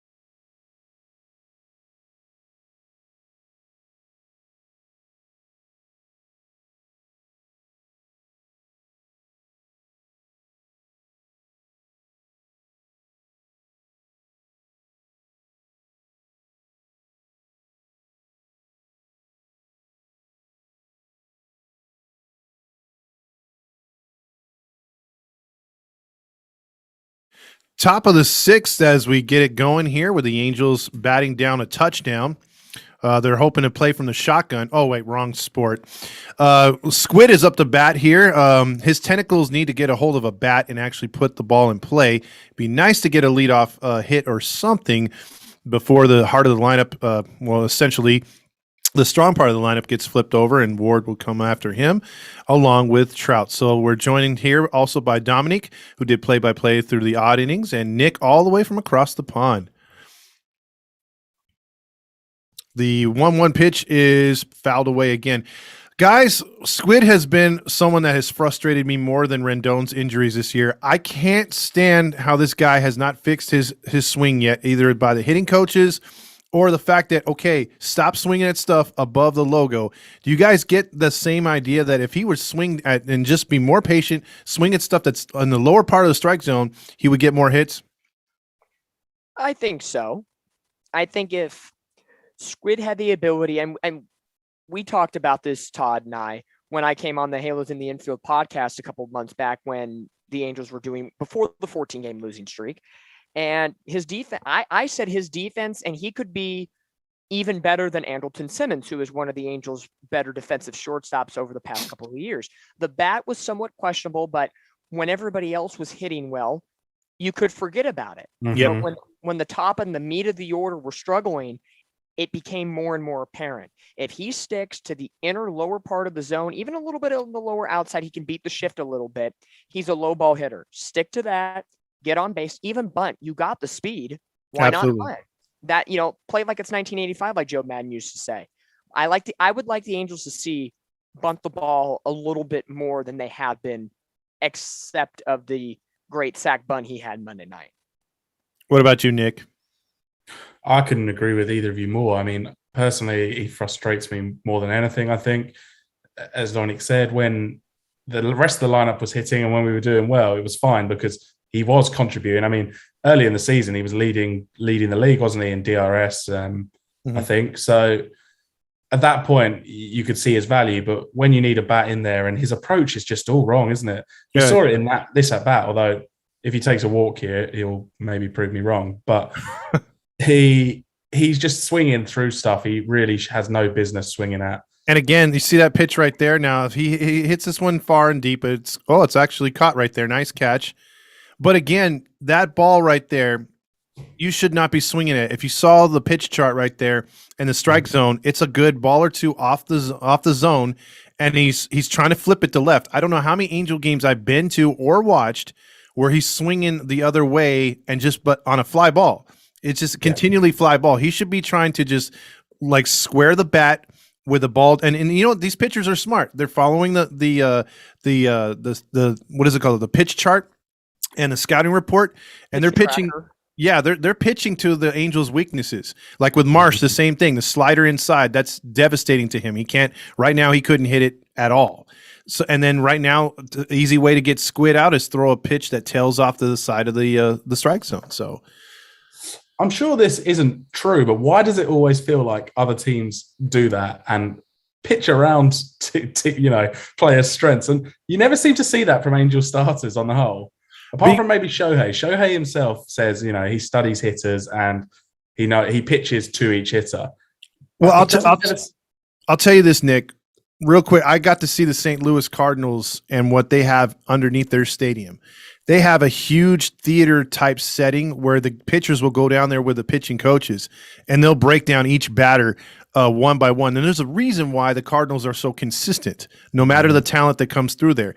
They work with their scouting department and they work with their video department, and they've got really good coaches. So, I mean, when you got all three of those working together and the pitchers will find their stuff and they'll work those scouting reports and you get results. We just don't seem to have it. And we haven't seemed to have it for a long time. The Angels' luck always sucks. Like that one. It should have been a ball. It's not. Mm-hmm. And how perfect. He strikes out on what would have been ball 3. So exactly. See what I mean?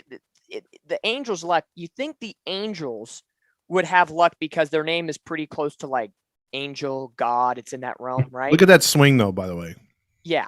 Hips aren't moving and the hands are just ugly. Dude, his best approach right there, his way of thinking on that pitch is, I've got to foul this off. He's not trying to get a hit because he's all messed up in the box.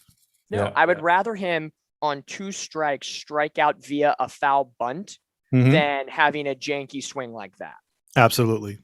At least you're trying and you're trying to be creative.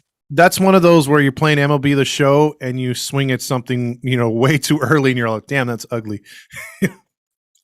But if you were serious about winning baseball games, you can't have Tyler Wade and Andrew Velasquez back to back in a lineup. Yep. I totally agree. Or even when Suzuki's in there. To me, I think Suzuki has some information on some of these coaches or Artie Moreno himself. Because when I think out of all the moves that Perry has done, I've been a big Perry supporter. But when Suzuki was re-signing them all, that's a joke, right? That's a headline from last year. And when he was re-signing them, like, no way. The only thing I took from that was it's a veteran catcher. That was the only thing I took from that.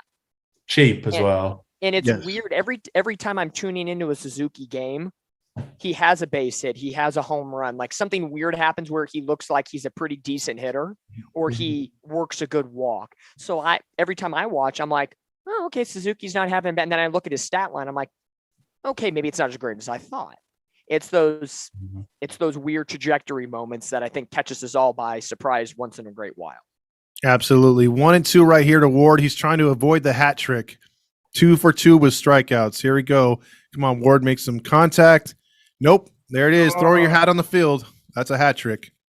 That's a hat trick, and he's 1 away from the golden sombrero of 4 strikeouts in a night. Wowzers, man. And this is my thing, too. You see that right there? That's one thing the Angels have done all year, and that is not protect the plate. You're not seeing, the swing by Wade on 2 strikes was not a defensive swing. That was oh God, I'm swinging way too late here. I'm just trying to make contact. A guy like Ward right there has got to try to go the other way, take what you give him or what they give you. And the Angels just aren't doing that. Too many times they've stood there and just took him 3 strikes. No, and the streak continues where Ohtani is the only run, hit, base runner of the game.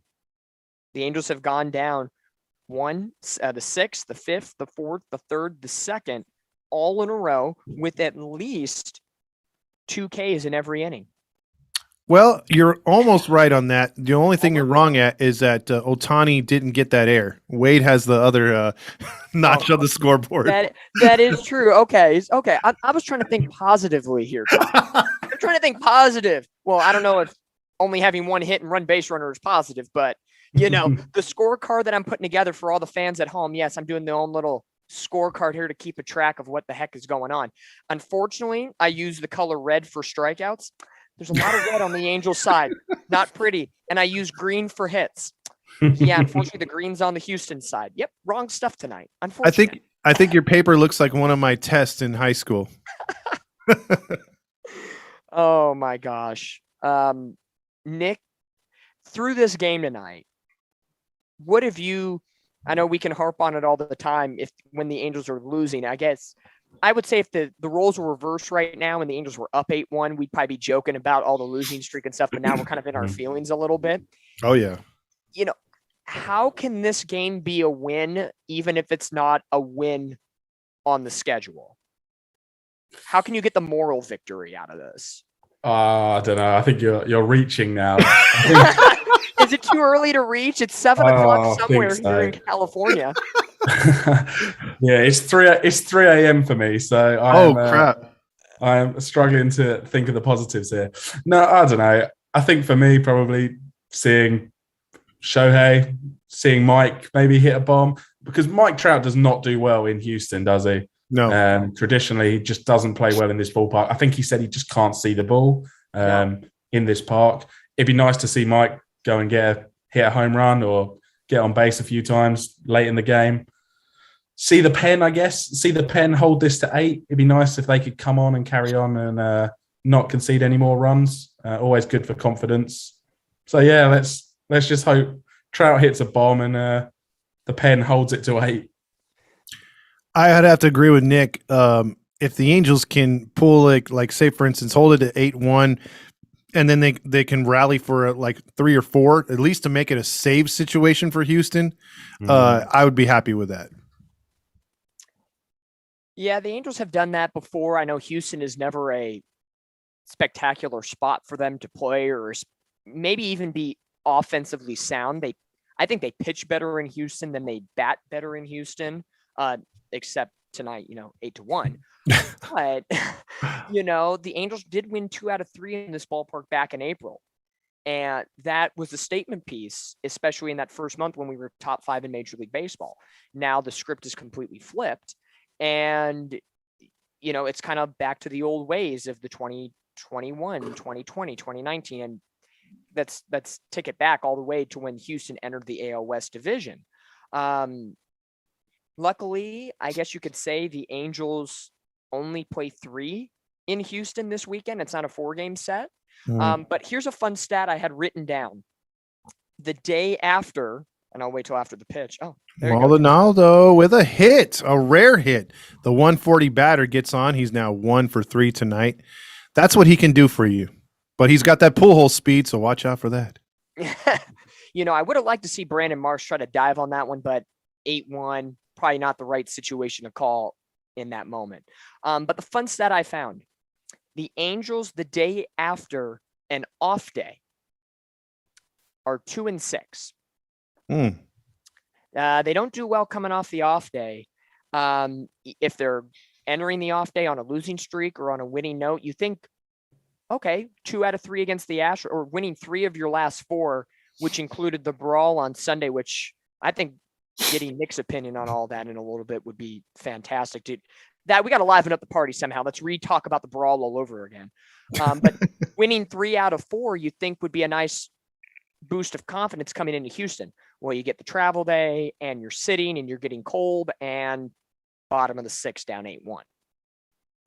Yeah, I mean, and then look at that pitch right there. Usually it's a strike, but because, Altuve is the size of a leprechaun, that's a ball.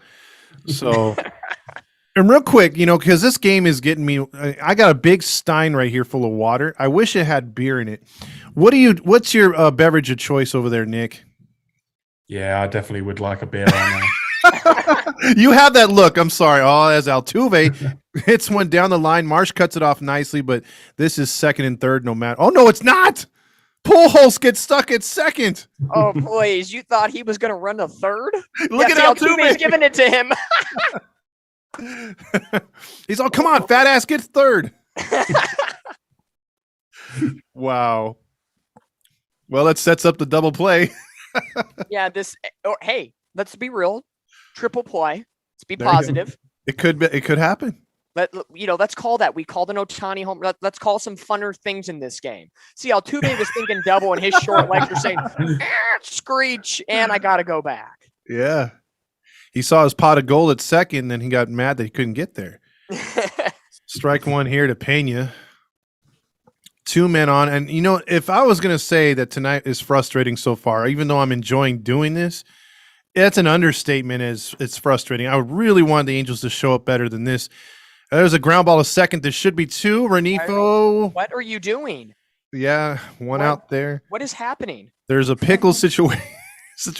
There's 2 outs. Nick, explain that, run down the runner. Why not just flip it? I don't know. I couldn't tell on the stream if Velasquez was too far over to get the.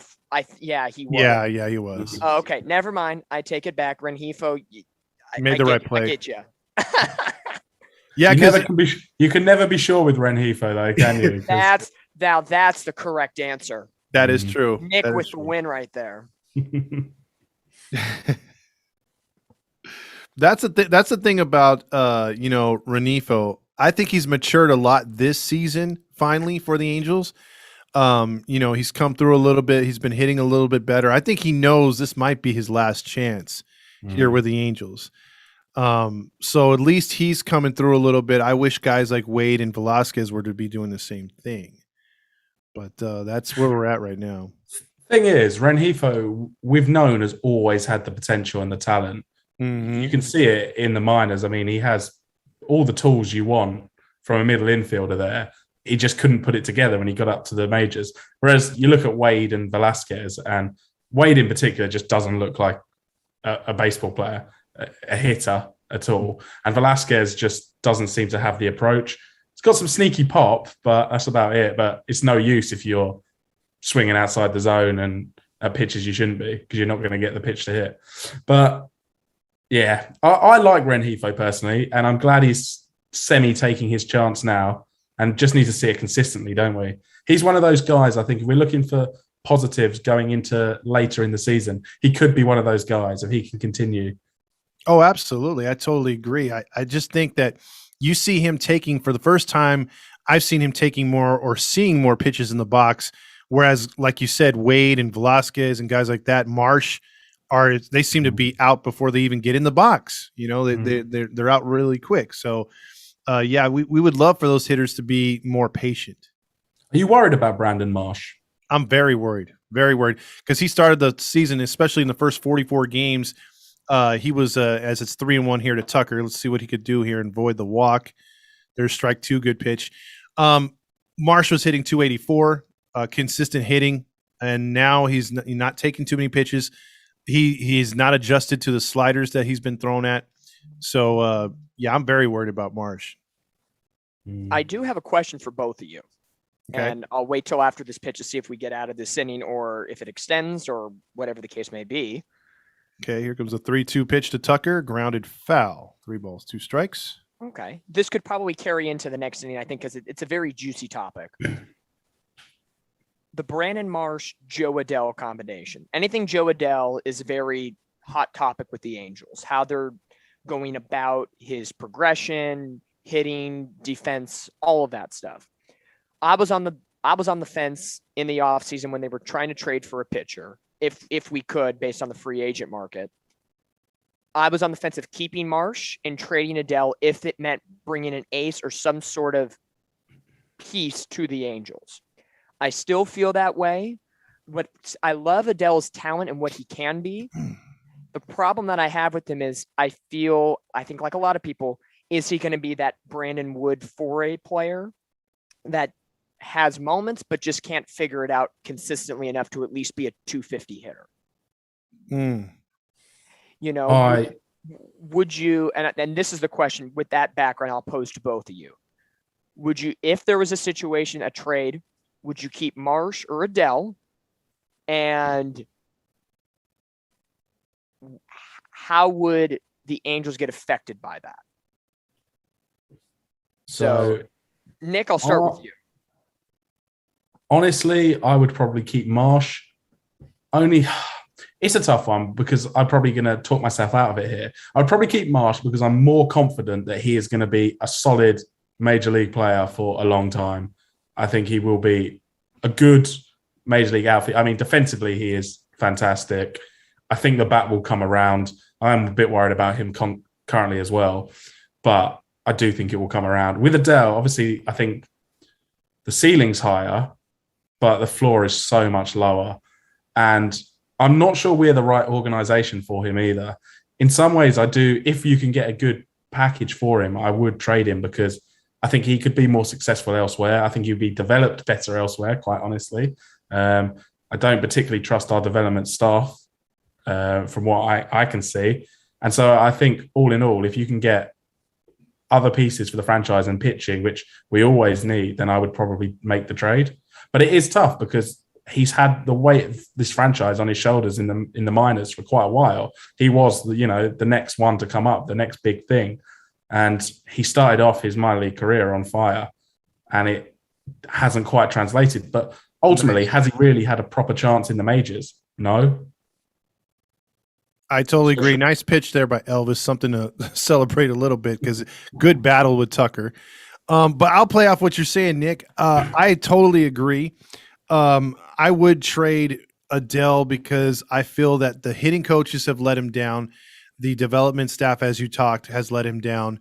You could tell that he's a little weak as far as mentally to take the criticism, because when he's doing good and the criticism is praise, then he's a good player. He can keep his head in the game. When he messes up, I think he follows social media a little bit too closely. Like if I was in the development league, I'd say stay off of social media, man. You don't want to be out there. You don't want to kill your juju. You want to take one game at a time, one bat at a time. And I think he's a guy that needs to be like that. I think he's a little thin-skinned. And Marsh, I think, could be the guy for us, another Darren Erstad. I've said that before. I just feel that we need to work with him. I think our hitting coaches, again, are letting him down. They're not seeing what's wrong with him. They're not helping him tweak his at-bats. And I think that's why he's had a lot of wasted at-bats. I think I saw a stat where he struck out 50-some-odd times in the last 90 at-bats. That's terrible. It's atrocious. I mean, it's one thing to get an out and a productive out, but when you're just striking out, you're not helping the team. You're not helping the team. So, I mean, if they were to send him down at this point with that many strikeouts, I would say, hey, maybe he needs a kick in the butt, or maybe he needs someone to work on his swing. Because obviously, when Madden was out here, they weren't doing the batting practice. Now they're doing the batting practice. Something's got to change. I think he'll come around. But long story short, long-winded answer, I really wanted Adele to succeed here. But if he goes to Cincinnati, I think he will succeed. And I say Cincinnati because I want Luis Castillo. So I'm a little greedy. There's no favoritism in that answer, but not at all. No tampering. As you both are responding, I was thinking of your comment earlier, Todd, about consistent hitting. And I think Marsh can provide that a little bit more than Adele. He's more that double singles kind of gritty hitter, like you said, at Darren Erstad. Joe Adele flashes that power, and it could be like Ohtani. You're either hit on a streak hitting homers, or you could potentially striking out and getting out.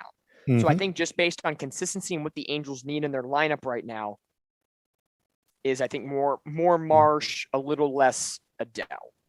Gotcha. When you talk about Adele, I just think Justin Upton as well.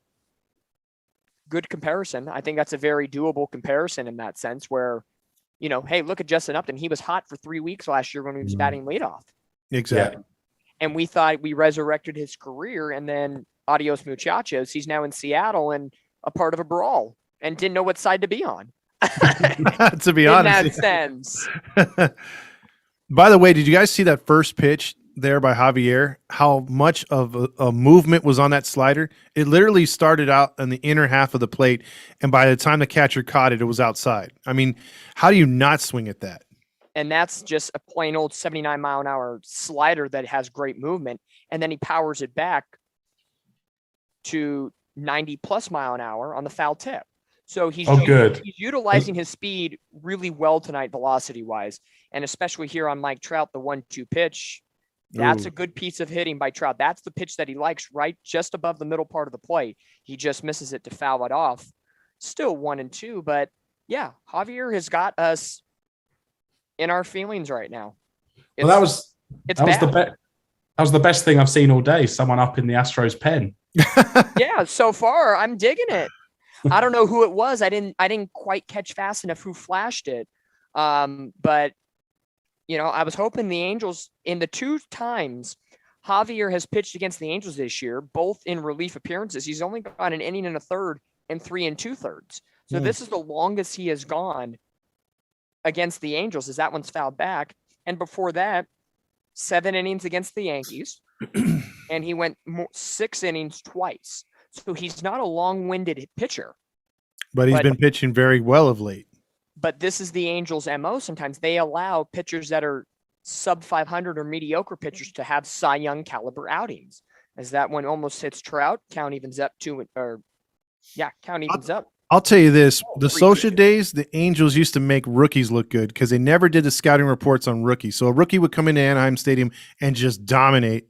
And then as far as pitchers like this, though, yeah, we're making them look good on a nightly. Look at that. And right, Trout looks at that, does not protect the plate. And that's just a head-scratching moment for Mikey.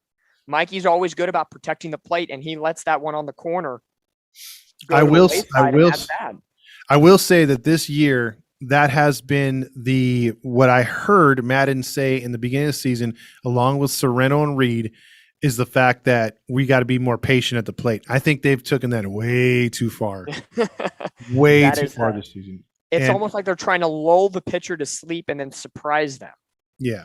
And that's not how it works. Now, hopefully I'm foreseeing the future here. The last time Shohei Ohtani called time in the plate, the next pitch he pimped out a home run in right field, and that was the only lead we had in the game. Do we get it again? Almost. We get contact. Based on how high it went, I call that a home run, a vertical home run. Hey, Nick, real quick, what are your thoughts on the hitting instructors for the Angels? It's hard to say, isn't it? But from our view, they don't look like they're doing a very good job. I saw a tweet last week, was it? I think from Angels Win, that was praising Jeremy Reed or talking about Jeremy Reed, and Mike Trout liked it. So Mike Trout, or I think it was criticism or something along those lines, and Mike Trout was basically supporting him as a hitting coach. But something's not working, is it? And it hasn't done for years. So I would have to be honest, I would have gone that route instead of replacing Madden. I would have replaced a hitting coach. As that one's grounded right past the glove of Javier, goes to second and across to first. Actually, that was Pena playing in the shift, a little switcheroo between him and Altuve. So it'll go down the scorebook as a 6-3 ground out for Shohei Ohtani. 95 pitches into the ball game for Christian Javier. I don't foresee them taking him out of the ball game anytime soon. This is probably his final inning, based on the usage that Dusty Baker has on the Astros starter this season. Maybe the Angels can get 7 runs in 2 innings in the 8th and 9th inning. But Ohtani, only player to reach base so far offensively, as Walsh fouls that one off down the side, 0-1. There's really nothing the Angels can do right now. I want to say they're trying, but as Cheryl Lorenzen said earlier, these guys are human. So we can't preach perfection every day, and we can't get on them if something's bad. But you just wish that something good happens. It's a struggle sometimes when you're down 8-1. You got to battle your way through 27 ounce of baseball and facing a pitcher that's clearly locked in and another almost looking Cy Young caliber. And something's going on at home right now as Maldonado, Walsh, and the home plate umpire are having a little conversation. Nothing heated, nothing crazy. I think just calling for time and just getting situated here. But yeah, Javier's just locked in right now, Todd. He sure is. He's been locked in since the Ohtani home run. Surprised they didn't give him that one on the corner right there. Going back to, you just brought up Cheryl's comments about players, and I must admit, I didn't quite agree with her when I heard that comment. Only that she comes at it from a very unique perspective. Absolutely. That none of us really have. And I understand completely her taking that view. I do feel it's unrealistic. And as fans, we should be able to vent our frustration when we see things that. Thank you. Like that. Ooh. Like that. We should be able to vent our gosh. frustration. Another pitch standing. Standing Come on, and it on the zone where Trout and Walsh could ding balls across the state of Texas. We've any seen given that. night of the week. I mean, we're not in the second inning, boys. I mean, we've seen it all night already, and they're standing there just taking pitches. Yeah. And Christian Javier had 13. The Trout strikeout was his 13th, tied a career or was a career high. Make that 14 a brand new career high for Christian Javier against the Angels. The Angels did this in Philly. They let some of the Philly starters who had an ERA above 4 look like Cy Young. They did that a couple weeks ago with, or last week with Kansas City, an ERA of 8, only give up 1 run. This is the Angels offense we are becoming accustomed to. And who would have thought when for years we've been saying pitching, pitching, pitching, it's now biting us in the butt because it's hitting, hitting, hitting. Now that's the problem. Reach. I think you nailed it on the head. And Nick, I want you to finish that comment you were talking about because you're dead on. I mean, it's right for the fans to boo. We have that right. I think so. And actually, that was one of the things that frustrated me quite a lot during the the 14 losses in a row. I don't think the fans at Angel Stadium were booing enough. I don't think they were sharing their frustrations enough. And I understand both ways. I mean, the fans at Angel Stadium are pretty chilled and laid back on the whole, passionate in their own way, but it's not the same as some of the East Coast stadiums, for example. But at the same time, when you're in the midst of that slump, you need to fire them up. And maybe the booing and maybe the, sharing how disappointed you are with how things are going might actually inspire them a bit and put a bit of fire under them. I don't know. I just thought we sort of took it because as we're used to losing at this point and we're used to these things happening to the Angels, we all kind of laughed it off. We were all annoyed and disappointed with how it was going. But at the same time, we were joking about it, weren't we? As Halos fans, you have to look at the lighthearted stuff. But in some ways, I just wish the displeasure was shown a bit stronger because there's no way a team this talented should lose 14 games in a row. I totally agree because the Angels, I mean, over the years, when they're winning, their fans are super passionate. But for some reason, when they're in the dumps, they don't really boo. And I've been to plenty of games where I'll get up and I won't be saying anything toxic, like anything cursing, swearing, or going personal. I mean, obviously, as long as you don't do those things, you could talk about the player's performance and everything. And I've booed and I've had fans literally say, "Hey man, shut up, sit down." I'm like, "What are you talking about? The guy sucks." And he's like, "Well, we gotta show our support." It's like, bro, I'm paying more for my tickets and that's my right. I mean, if you go to a movie, you're not going to clap for a crappy movie, right? You're going to be like, damn, I just wasted my money on that. So you go to an Angel game, you're paying like 4 times that amount. And you're wasting your money, you deserve to boo, right? If the players aren't performing. I mean, because in all actuality, they're performing for us, whether they want to say so or not.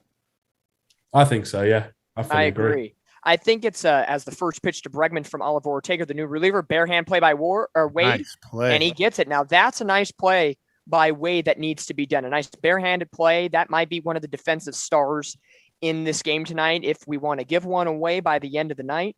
But it'll go down as the 6-3 barehanded play.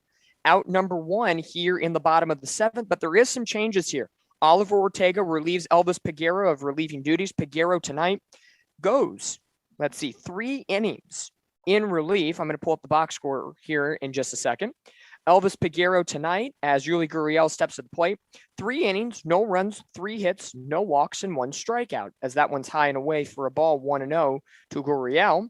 And the other change is catching. Stassi out of the game. Matt Thaiss enters into the game with the Angels as a catcher for the first time here in 2022. So we're getting some action here, and it's not the way we want it, but we got something to talk about now. Too bad the switch didn't happen when we were having the Stassi Suzuki conversation. But as Ortega gets ready to go, and that one is fouled back, and the count evens up 1-1. Thaiss as a catcher. How are we feeling about this, Todd? I like to see it only because in our organization right now, we don't have a left-handed catcher. So, I mean, if anything, if he can stay on the roster to mix it up between Suzuki and Stassi for like a late inning addition to come in there off the bench and maybe bat left-handed or start a game against a right-hander, that could be something if Theis has got his bat going. Yeah, it's an interesting case because Theis, whenever he comes up, he's never really, as that one gets away from him, but luckily nobody on base. So no harm, no foul there as the new catcher. Welcome to catching now in the big leagues. This isn't AAA Salt Lake anymore. But we've never really seen Theis blast off in the box with the Angels. It's kind of that 4A type mentality. He plays pretty well in AAA. But this is a common theme as we're seeing an Astros bullpen guy, Abreu in the pen. So it looks like Javier's night is over. Another ground ball to Velasquez at short. Gloves it, toss. One up, one down, second up, second down. So 2 up and 2 down so far for Ortega in the 7th inning as the Angels trail 8-1. Theis has always just been another question mark, kind of like Joe Adell. When are they going to snap out of the funk that they're in, and be that top prospect that we assumed that they were going to be? What do you think, Nick? I think he's got to look at Taylor Ward for inspiration, for a guy that can have that sort of minor league career and not look like they're going to make anything of their major league stuff and then come up and break out. So he's got to look to Ward for a bit of inspiration in that front and see that it can be done later on. Maybe it's taken a bit longer. I do think the move back to catch is a very good one for him and for the Angels. We don't have the depth there at all. We don't have that bat. We don't have much potential in the pipeline coming through there. So if you can get what we know is a decent bat, not necessarily a good bat, but it doesn't need to be, as we said earlier. If he can do the things that we need him to do, which is not necessarily slug home runs, but just get on base at a good clip and catch a good game, then he could have a future here and he could be part of that rotation with Stassi next year. Absolutely. As a good 0-1 pitch swing and miss for a strike, and that one's fouled off. Matt Theis, or before we get to Matt Theis, let me get a little stats here on Oliver Ortega right now. Ortega so far, as I bring it up, or maybe I won't have it. Oh, yes, I do. 1-3 record with a 4.11 ERA in 23 appearances, 30.2 innings, 28 strikeouts so far this year. Kind of a tale of 2 seasons for him recently, not pitching so well as the 0-2 is swung on a miss and perfect, a 1-2-3 inning for Oliver Ortega. We're going to take a quick break. I know we haven't taken a break yet. We all need to catch our breaths, but Nick, are you willing to stay for at least another inning? Yeah, I can do a bit more. Okay, we can. We'll ask for at least a half inning. We'll see what can happen. But we'll take a quick break here on the Catella Chronicles Halos in the infield broadcast of the Angels Astros game. Angels down 8-1. We'll be back in a moment.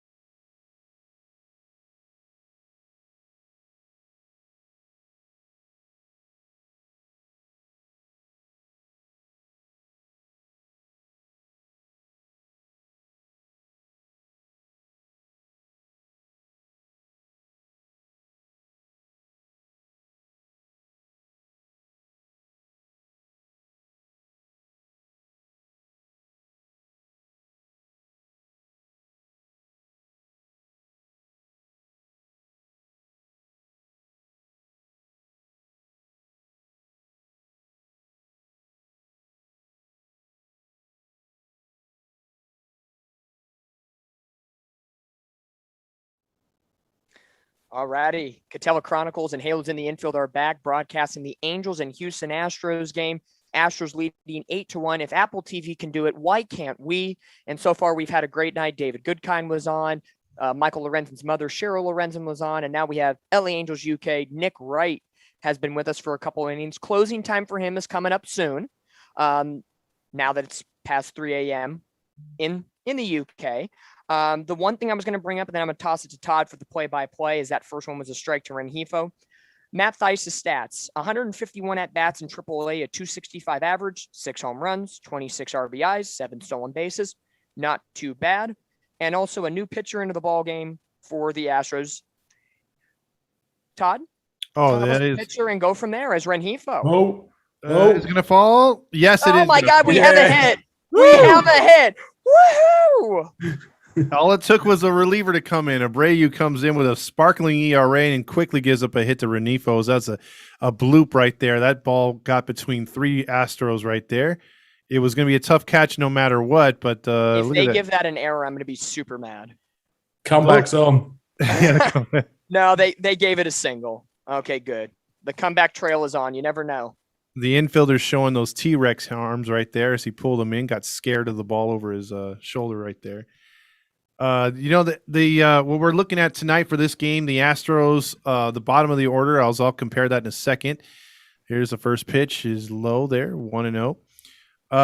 You have right now McCormick, Myers, with exception of, even Maldonado has a hit. Michevich, however you say his name, Myers, McCormick, and Maldonado, the 4 M's have 7 hits tonight. So that's pretty damn crazy. 7 hits in the the 13 possible at bats, and those guys' batting averages before these hits: 167, 292, 224, and 145. And I think if that's how you're going to lose the game, that's an E on you. You're looking at guys that have horrible averages, and you're giving up clean hits to them, and none of those hits were broken back kind of tough luck. They were quality hits. And that was the thing, too, earlier in this game. And when Lorenzen was pitching, he left some pitches up in the zone, man. And it just goes to show you don't have to be the best hitters to hit those out. Absolutely. Real quick, I'm going to make my one call of the game. Matt Theis is going yard. Okay. Chase, the tech guy Chase is coming in all of a sudden. Chase, thank you. Chase is throwing his karma onto Matt Theis. Let's see if Theis can carry that one into the stands. I reckon more like a double play. Oh, gosh. Let's see which one works out. Oh, there it is. Oh, no. You've got to be shitting me. You've got to be shitting me. Oh, my God. Why'd you have to jinx happening? it? Nick, why'd you have to jinx it? Oh, my God. He was going to do it, too. He was going to do it, and then you just said, why not a double play? Whatever. Did that just happen? Chase came in there. I gave him the karma, and Nick's like, no, I'm right. Double play. Oh, my God. And it's one of those weird double ones, too. It's a 6-5-3 double play because of the shift. Exactly. So it's even a weirder double play, to be exact. Oh, man, here we go. 2 outs, nobody on for Marsh. Let's see what he could do. First pitch, he actually doesn't swing at it. How many times have you seen a Brandon Marsh at bat where he's actually ahead of the count? Not too many. Silence is exactly. Well, let's look at the bottom of our lineup here today. Obviously, I'm just going to go through the bottom of our, last 4 hitters. Is Marsh will take ball, no strike, foul tip. Oh, wow, okay, strike right there. Interesting. Stassi's 210. He's 0 for 2 with 2 strikeouts. 2 looking. Marsh is 0 for 2 with a strikeout. Velasquez is 0 for 2 with a strikeout. Wade 0 for 1. And we have 2 hat tricks tonight, Ward and Trout. Oh, boy. Boy, are we enthusiastic. And Yep. that was a ground. Oh, boy. Ground ball to first, and 1, 2, 3. Well, that wasn't the ending we wanted to send Nick out. I don't think that's how we want. I know it's going to be hard for Nick to stay, but let's stay through the break. We'll give you a nice exit outro, to send you sailing in some way, shape, or form. Sounds good. Hey, if you don't want to leave, you are always welcome to stay. But I know, middle of the night in the UK, it's not a fancy thing out there. We haven't got long left now, have we? Haven't got long left now. Hey, the one thing about that Rengifo single that was kind of special, snapped an 0 for 19 streak for the Angels. 19 up, 19 down since the last out of the first inning. Good God. I'm going to bring up quickly the comment that we talked about holding the team accountable and booing and all that stuff. I agree. I think booing can be a thing every once in a while if it's warranted. I'm on the side of if the team needs to be ridiculed a little bit, ridicule them. I especially went off on the team that last game against the Royals when that lineup looked absolutely trash. Luckily, they won that game, courtesy of Ohtani being Ohtani. I think it's the crazy booing and like threatening the players' lives and stuff like that I think goes overboard, and that can never happen. Mhm. But, I think just kind of booing, say, hey, take a day off, readjust yourself, and kind of being constructive criticism. I'm always on board for that because everybody's got to be accountable. We're not perfect. We're all human, but we're still got to be accountable for what our job is. If it's being a construction worker, working at a grocery store, playing Major League Baseball, take your pick. I agree. Yeah, no, I fully agree. By the way, I got to admit, though, Chase on the live feed put a rally monkey up there, and it says yikes. We're getting too much enjoyment in a bad way at this point.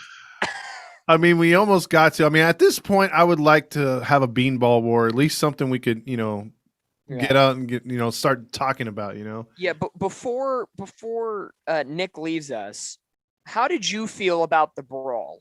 I know we talked about that a couple innings ago and we never got to it, but how did you feel about it?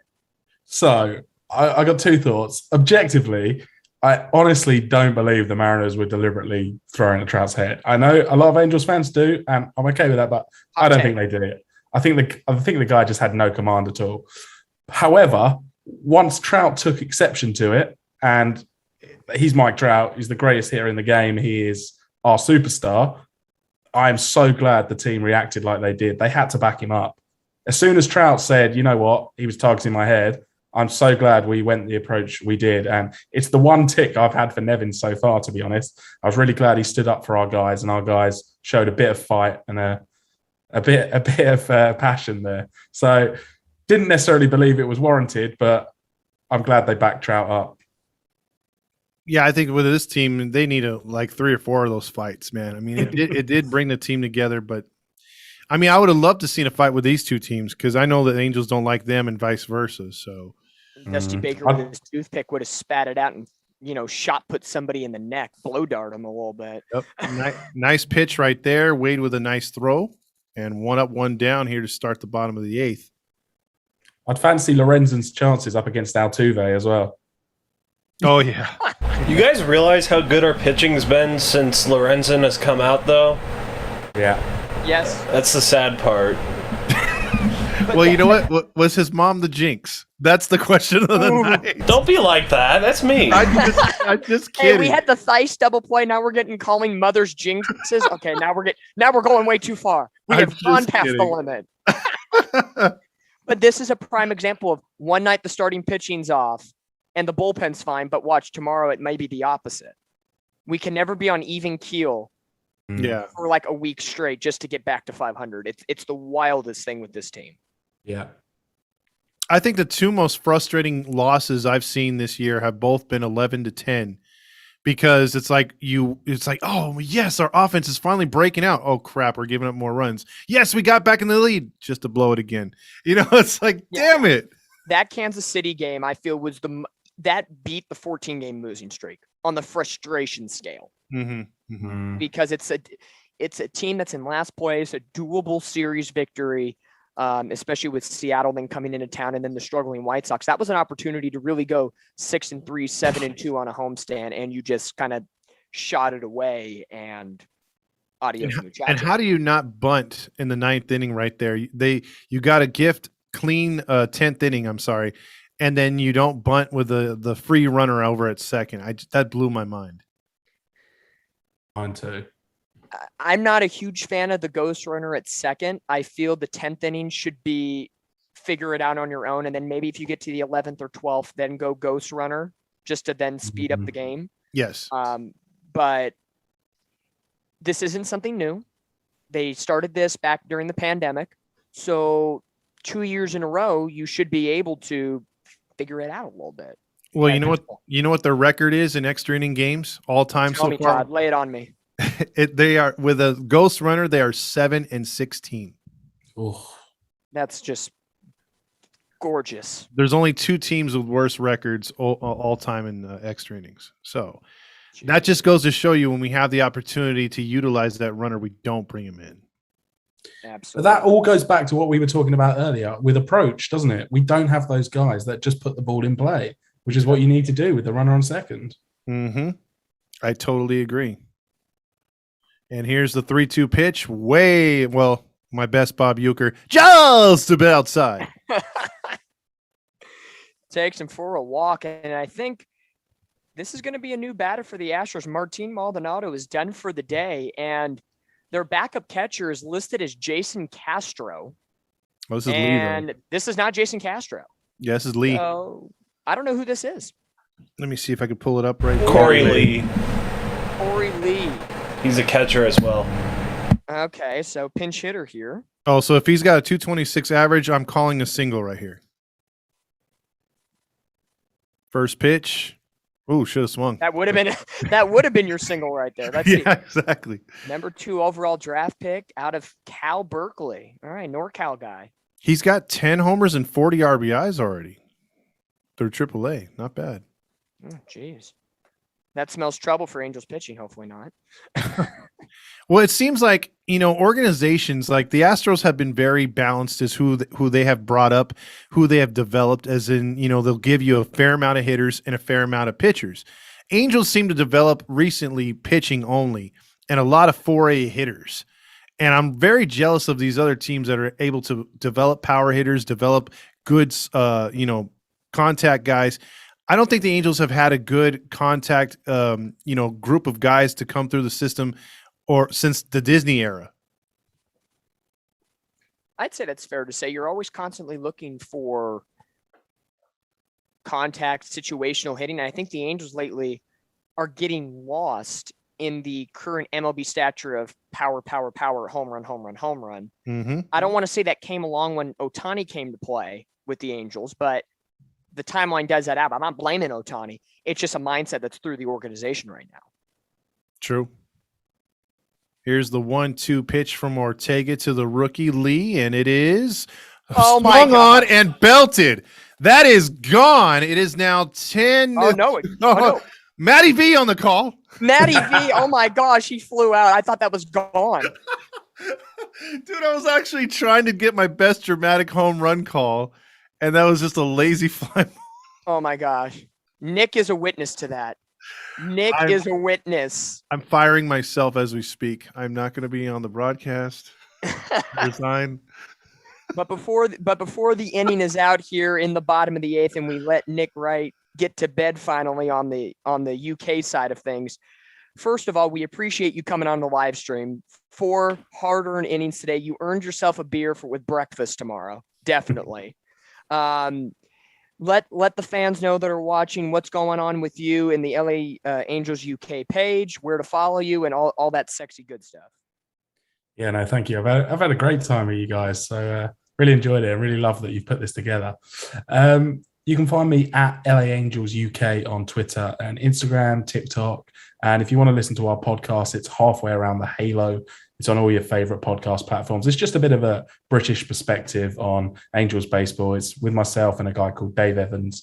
We've been doing it a few years now. So check that out if you don't already. But no, really enjoyed this, even if the game has been pretty woeful. Yeah, and I saw on Twitter, I believe it was today or yesterday, that LA Angels UK is number 2 in UK based on baseball followers on Twitter. Do I have that correct? Number 3 overall, number 2 in the American League. Okay, 2 in the AL. Who are we trailing? Unfortunately, it's these Astros. Oh, wow. Okay. Well, isn't that poetic justice? Mm-hmm. The 1-1 to Altuve and foul, is it? No ball. 2-1. Yeah. I guess he didn't check his swing, and the runner goes. McCormick gets to second. So again, add that to the bingo card of weird things that are happening tonight. By the way, I hate you, Chase, because on the broadcast right now he put rare Todd Fox L. So thanks. He's showing that off. Thank you. Moments we will never forget in the inaugural Catella Chronicles Halos in the infield. Do I get a nacho? History. Do I get some nachos for that tonight? Nacho night? Absolutely. Oh, damn it. Got to have something to jeer about a little bit. Right. 3-1 from Ortega to Altuve here. Yeah, but Nick, you've been a terrific guest tonight. All our guests have been great, but Nick, you're doing awesome things in the UK. You did awesome things when you came out to California. Do not wait a very long time to come back, because when you do come back, please let us know, because we want beers with you and we want to celebrate Angels baseball at the Big A with you. Absolutely. No, I will do. I love that. So let's make sure we do that. Hopefully sometime the end of this season. Yeah, let us know, man. Yeah, let us know. We can do something live there. Just we don't even have to worry about our platform. Just enjoying baseball as fans together and just having a nice organic experience. I think that's, who would have thought I was going to use the word organic in this live stream today. Wow. Okay. Cross that off. That's another bingo card moment tonight. And the pitch is low, and there's another walk, 2 men on. Sort of looked like it caught the corner a little bit. According to the chart here on MLB app, that hit the corner clearly. That should be inning over, ball game, or not ball game, but at least the end of the 8th. Okay, I see how it works. I guess the umpires work until at least the next hour to get paid more. Yep. See, any other ball player that's at their shoelaces, but Altuve, that's at his knees. And now they're putting the Nacho Night icon over him. Thank you, Chase. Thank you, Chase. Jeez, this guy. So right now it's a lot of just a filler right now. I'm pretty sure if you're watching Apple, which why would you, they'd be talking about Hunter Pence's Australian trip for the 17th broadcast. Who needs it? Who needs Australia when we have Britain here? Yeah, exactly. Come on, why? Like, come on, it's clearly better here on our broadcast right now. Real quick, what is your favorite food from over there? Over here? Yeah. I have to say fish and chips, don't I? I don't have any other choice. Okay, fish and chips. When you come to the States, what did you like the most over here in Cali? I love your breakfasts. Okay. I can go all day for an American breakfast. And also the Mexican food. Oh, fantastic. You can't beat the Mexican food, man. I mean, just stay away from Taco Bell. That's instant diarrhea.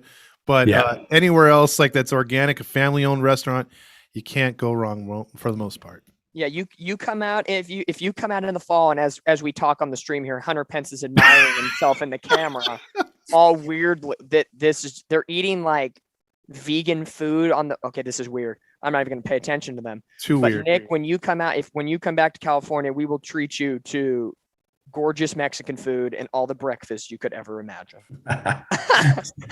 Sounds wonderful. Oh my God. But this would be the prototypical question to ask anybody in the UK. Is it raining there right now?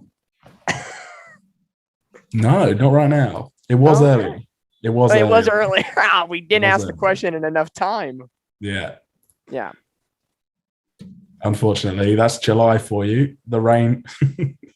Yeah, no, sunny Southern California today, a beautiful high of 92 and sunny and a little tinge of humidity here this time around.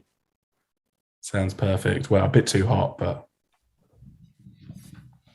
Yeah, it's a blowout when we're getting into weather. Strike 3 right there, Ortega. Oh, man, love it. All right, Nick. Well, you enjoy the rest of what's left of your night over there. Thank you. I'm going straight to bed.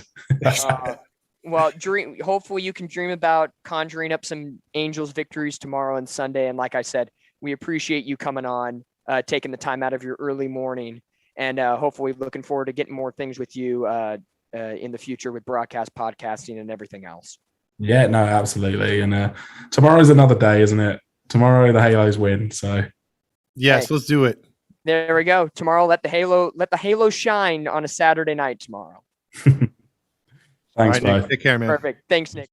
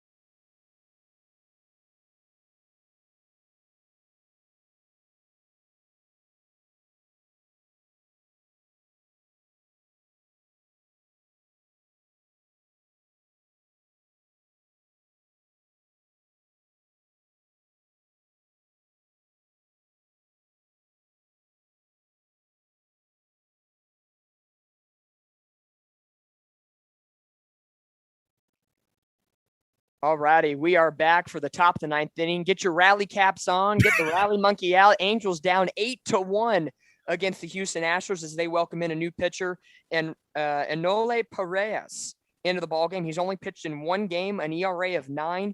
Opponents are batting .400, so let's go get 8 runs and take this lead.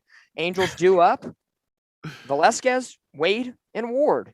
Ooh. And that one is swinging at the head level for strike one. Todd, we've talked about this. Listen, I want to break my computer screen right now because I'm tired. I'm sick and tired of him swinging at those pitches outside and high. I mean, there's just no reason for him to be swinging at that. I mean, we were yelling at Fletcher last year, and he's doing the same thing. Exactly. And that one's fouled off at 94, bringing in some heat from the right-handed reliever. A big surprise tonight, Dominique. An 0-2 count to an Angel hitter. Oh my gosh, it is actually happening. See, if you've been joining us all night long, you kind of seen the tonal change of really in depth to then now very sarcastic and laughy. And that's just our personalities. Todd and I are just that way anyway, so it's nothing shocking as that one's high and in for a ball 1-2 to Velasquez. It's one of those nights, I'll say. You know, if the situation was turned on us right now, what are you going to do? We'd be having a good old time as Velasquez swinging high on the strike zone. That's a border pitch. I'm okay with him swinging at that border. It's high, but down goes Velasquez swinging and missing for the second time tonight. And the Angels are 2 outs away from packing their bags and needing a good night's sleep before tomorrow night's game. I will say there's 2 things left to watch right now. That is the golden sombrero watch for Ward and maybe Trout. And then the second thing I will say is that I'm going to call it that this was our spring training start, as far as broadcasting is concerned. So I'm thinking we're getting all the bugs out for this game. The next game we call is going to be a W. Okay. And, we have talked internally a little bit before the broadcast tonight about when we potentially might do another live cast. TBD on it. We got to get together and find out a good day. An initial suggestion was when the Dodgers come to Angel Stadium. Could be a potentially sexy matchup because the Angels always have a good time against the Dodgers at the Big A. There's always some competition there as the 2-0 pitch. And fights in the stands. Yeah, there's always something entertaining that goes on. It doesn't have to be special, but it happens. As Wade is ahead of the count 3-0 to Perez, the new reliever for the Astros, and that one hits the inside corner 3-1. Real quick, Randy says moral victories, and then someone said no moral victories, but Thomas Chin said this live chat is the moral victories. Hey, There you go. there we go, Todd. We are the moral victory tonight. Let's see if the Angels can actually get a base runner here in the ninth. There you go. All We right. ask and we receive. All Tyler right. Wade, just the second base runner since Shohei Ohtani's solo blast in the first inning. We had a Rengifo leadoff single in the eighth, and now a 1-out walk to Wade, the 9-hole hitter, and we're going to flip it back in the top of the order to Ward. All we So need from is this Wade lineup to bat around twice, and we have a chance. Like I said, Dominic here with you, Todd here with you. We called, maybe we can bookend it. We called something in the first inning, Ohtani home run and the double play.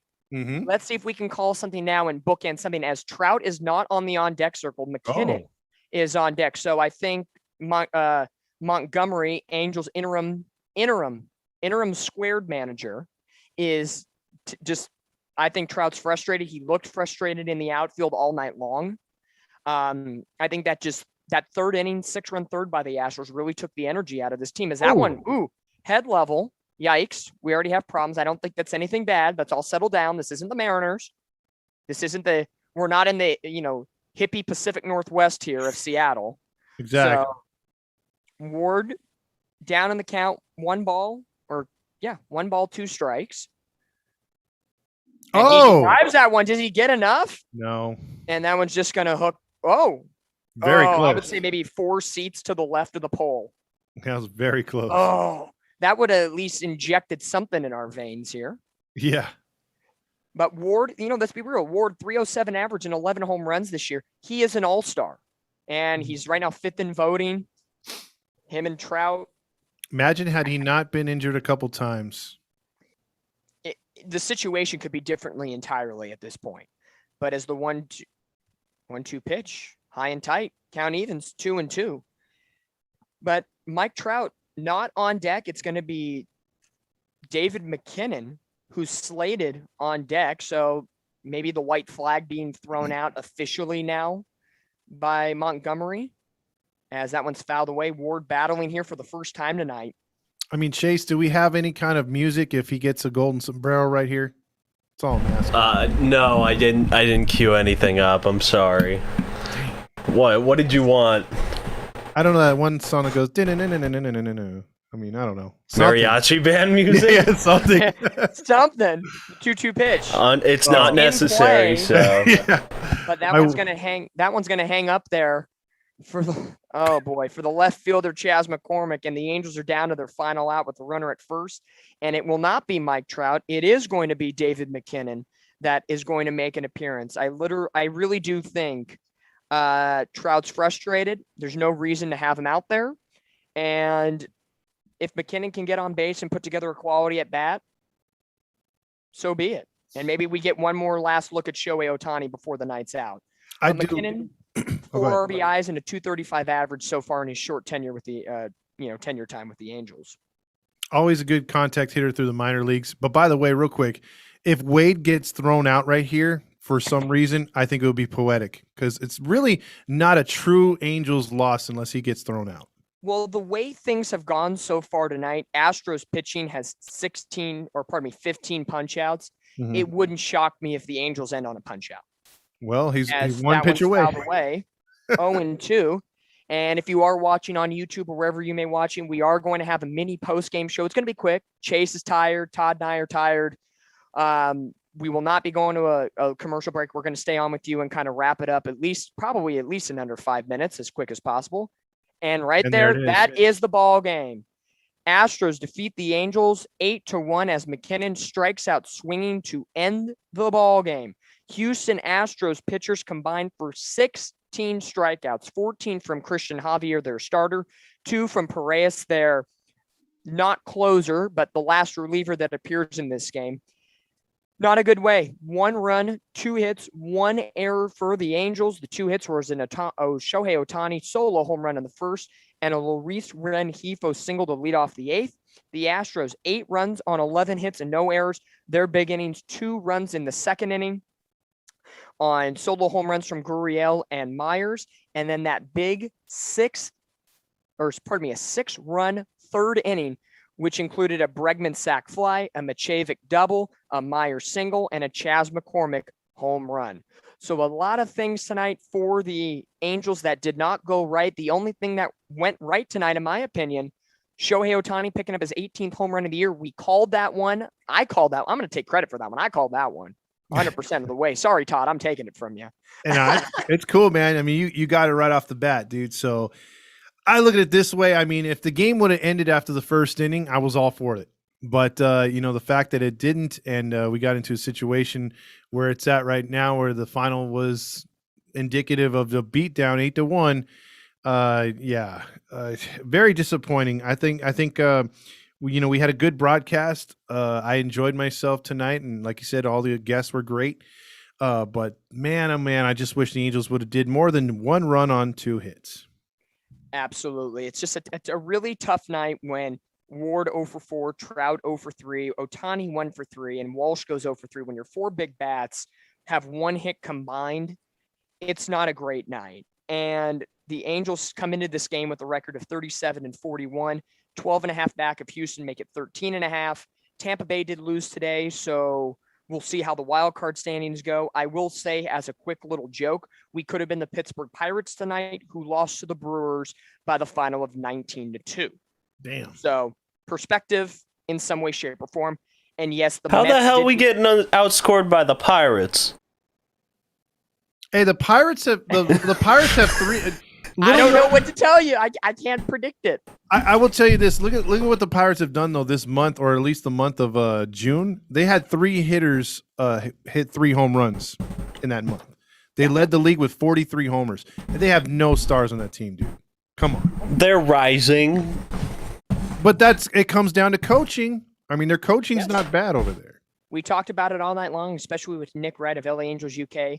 Coaching staff needs to be questioned. We already questioned it by getting rid of Joe Madden and Phil Nevin.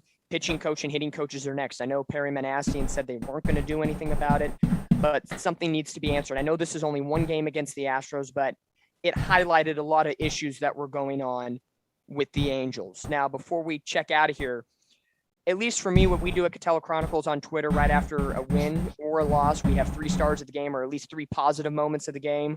Here's my 3 moments of the game for us tonight on this broadcast in an 8-1 Angels loss. Trust me, I might go reaching a little bit, but we're going to do it. Number 1, the 2-way unicorn Shohei Ohtani picks up his 18th home run of the year. That was a great moment. Second deck Tank flexing the muscle a little bit and gave us a little bit of joy in the first inning with a 1-0 lead. Number 2, Elvis Peguero and Oliver Ortega combined for 5 innings of relief, no runs, 3 hits, 2 walks, 3 strikeouts. Bullpen between those 2 guys in a game where Lorenzen did not have his best stuff and gave up 6 runs in the 3rd inning and 8 through a third of the game. The bullpen could have been taxed tonight, and especially with Ryan Tepera being out for today and tomorrow with the 2-game suspension, the Angels were able to lengthen that bullpen and only rely on Peguero and Ortega to get the job done. And the 3rd star of the night, in my eyes, goes to all of us here at Catella Chronicles and Halos in the Infield. Our first combo broadcast. Chase, we appreciate you doing all the technical things on the back end. We didn't see your face tonight, but we heard your voice, and we appreciate everything that you do. Yeah, no to get problem. us all set and ready to roll tonight. Yes, I agree with that. Chase was the master tonight. It was a great broadcast. Appreciate it. And Todd, I thank you as well for being the spearhead of Halos in the Infield and getting everything rocking and rolling and being my play-by-play and color guy throughout the night as well. And of course, thanks to our guest, David Goodkind of Catella Chronicles, Cheryl Lorenzen, mother to starting pitcher Michael Lorenzen, and Nick Wright of LA Angels UK for coming on and supporting the cause and picking up some real great conversations tonight and putting Todd and I not so much in the hot seat, but keeping us on our toes all night long, which is good. Mm-hmm. So, we try to figure out some positive. Those are the 3 positives tonight. As we wrap things up here on the post-game show tonight, let's just kind of peek in to see what is on the docket tomorrow. Game 2 of this 3-game set. Game 2 of the 9-game road trip, 3 in Houston, 2 in Miami, and 4 in Baltimore. 1:10 afternoon game here, Pacific Coast time. Patrick Sandoval, 3-2 record with a 2.63 ERA, will take the hill against Jose Urquidy, will be on the hill, 6-3 record with a 4.36 ERA. First pitch, as mentioned, at 1:10 p.m. Pacific time here in Southern California. Before we go, Todd, any last thoughts, final thoughts here before we close up shop here on Friday, July the 1st? You know what? You take one on the chin tonight, but I think Lorenzen's going to come back strong the next start. I think the Angels will show up a lot better tomorrow. They ran into a hot pitcher right now. He came off a no-hitter. So, and then the Angels, he's unfortunately, he's a guy that the Angels are, they have kryptonite against him right now. He's their kryptonite. He's high in the strike zone. The Angels like to chase those high pitches. He's got a lively fastball. He could good changeup, and the slider was just, killing him tonight. So a perfect storm for the Astros to get the W tonight against the Angels. And I guess you just got to turn the page, man. We've said that a lot this season. We're hoping it gets to a part where we're like, all right, let's keep the momentum going. We haven't said that in a while. We want to get that, saying going, and that's only going to come if we get a streak going of wins, not losses. So keep our heads up. We're only 5 out. Let's keep pushing, try to get closer before the break. Absolutely. Chase, would you like to say anything before we close up shop? It felt like a long game today. Just blowouts suck, and I don't really know where we go from here because yikes. It's the Astros. It's always going to be a tough battle, regardless if it's at the Big A or at Minute Maid Park. Hopefully better days tomorrow, and hopefully the next time. I think we can all agree there will be a next time for a broadcast like this between Catella Chronicles and Halos in the Infield. I think, at least from this side of things, it went swimmingly tonight. We're happy with things. Hopefully you, the fans at home, enjoyed our commentary and play-by-play action tonight. It was on Apple TV. No one likes them. So, let's be honest. And we'll see what happens next time. We'll see what type of game we get in either before or after the All-Star break. But we're going to give Chase at least some time to, maybe take a week-long nap after putting all this together in that sense. But for me, personally, thank you guys. The fans for joining us on YouTube or Twitter or Instagram, wherever you followed us tonight. Todd, I thank you for being my play-by-play duo, Chase for the tech guy side of things, and of course, all the guests for being along as well. But until next time, the Angels fall tonight to the Houston Astros by the final of 8-1. We'll try again tomorrow. Patrick Sandoval on the hill. And for any content related to, for me on my side of things, Catella Chronicles, you can go to our website, catellachronicles.wordpress.com, or find us on Twitter at Catella_Chron. That's at Catella_CHRON. And for Todd and Halos in the Infield, give them your information as well. Just simply Halos in the Infield on Instagram and YouTube. Obviously, you found us here. And then also on Twitter as well. Give us a heads up over there, or check us out on halosintheinfield.com. We got a lot of merchandise over there as well. Absolutely. So past 8 o'clock on July the 1st, everybody have a safe and happy 4th of July weekend. Todd, Chase, we made it. Let's enjoy the rest of the night. Cheers to you guys. And until next time, Angel fans, Catella Chronicles and Halos in the Infield signing off for tonight in an 8-1 Angels loss. Hopefully we see you along the way soon on social media or in person. But cheers, be well, and have a great 4th.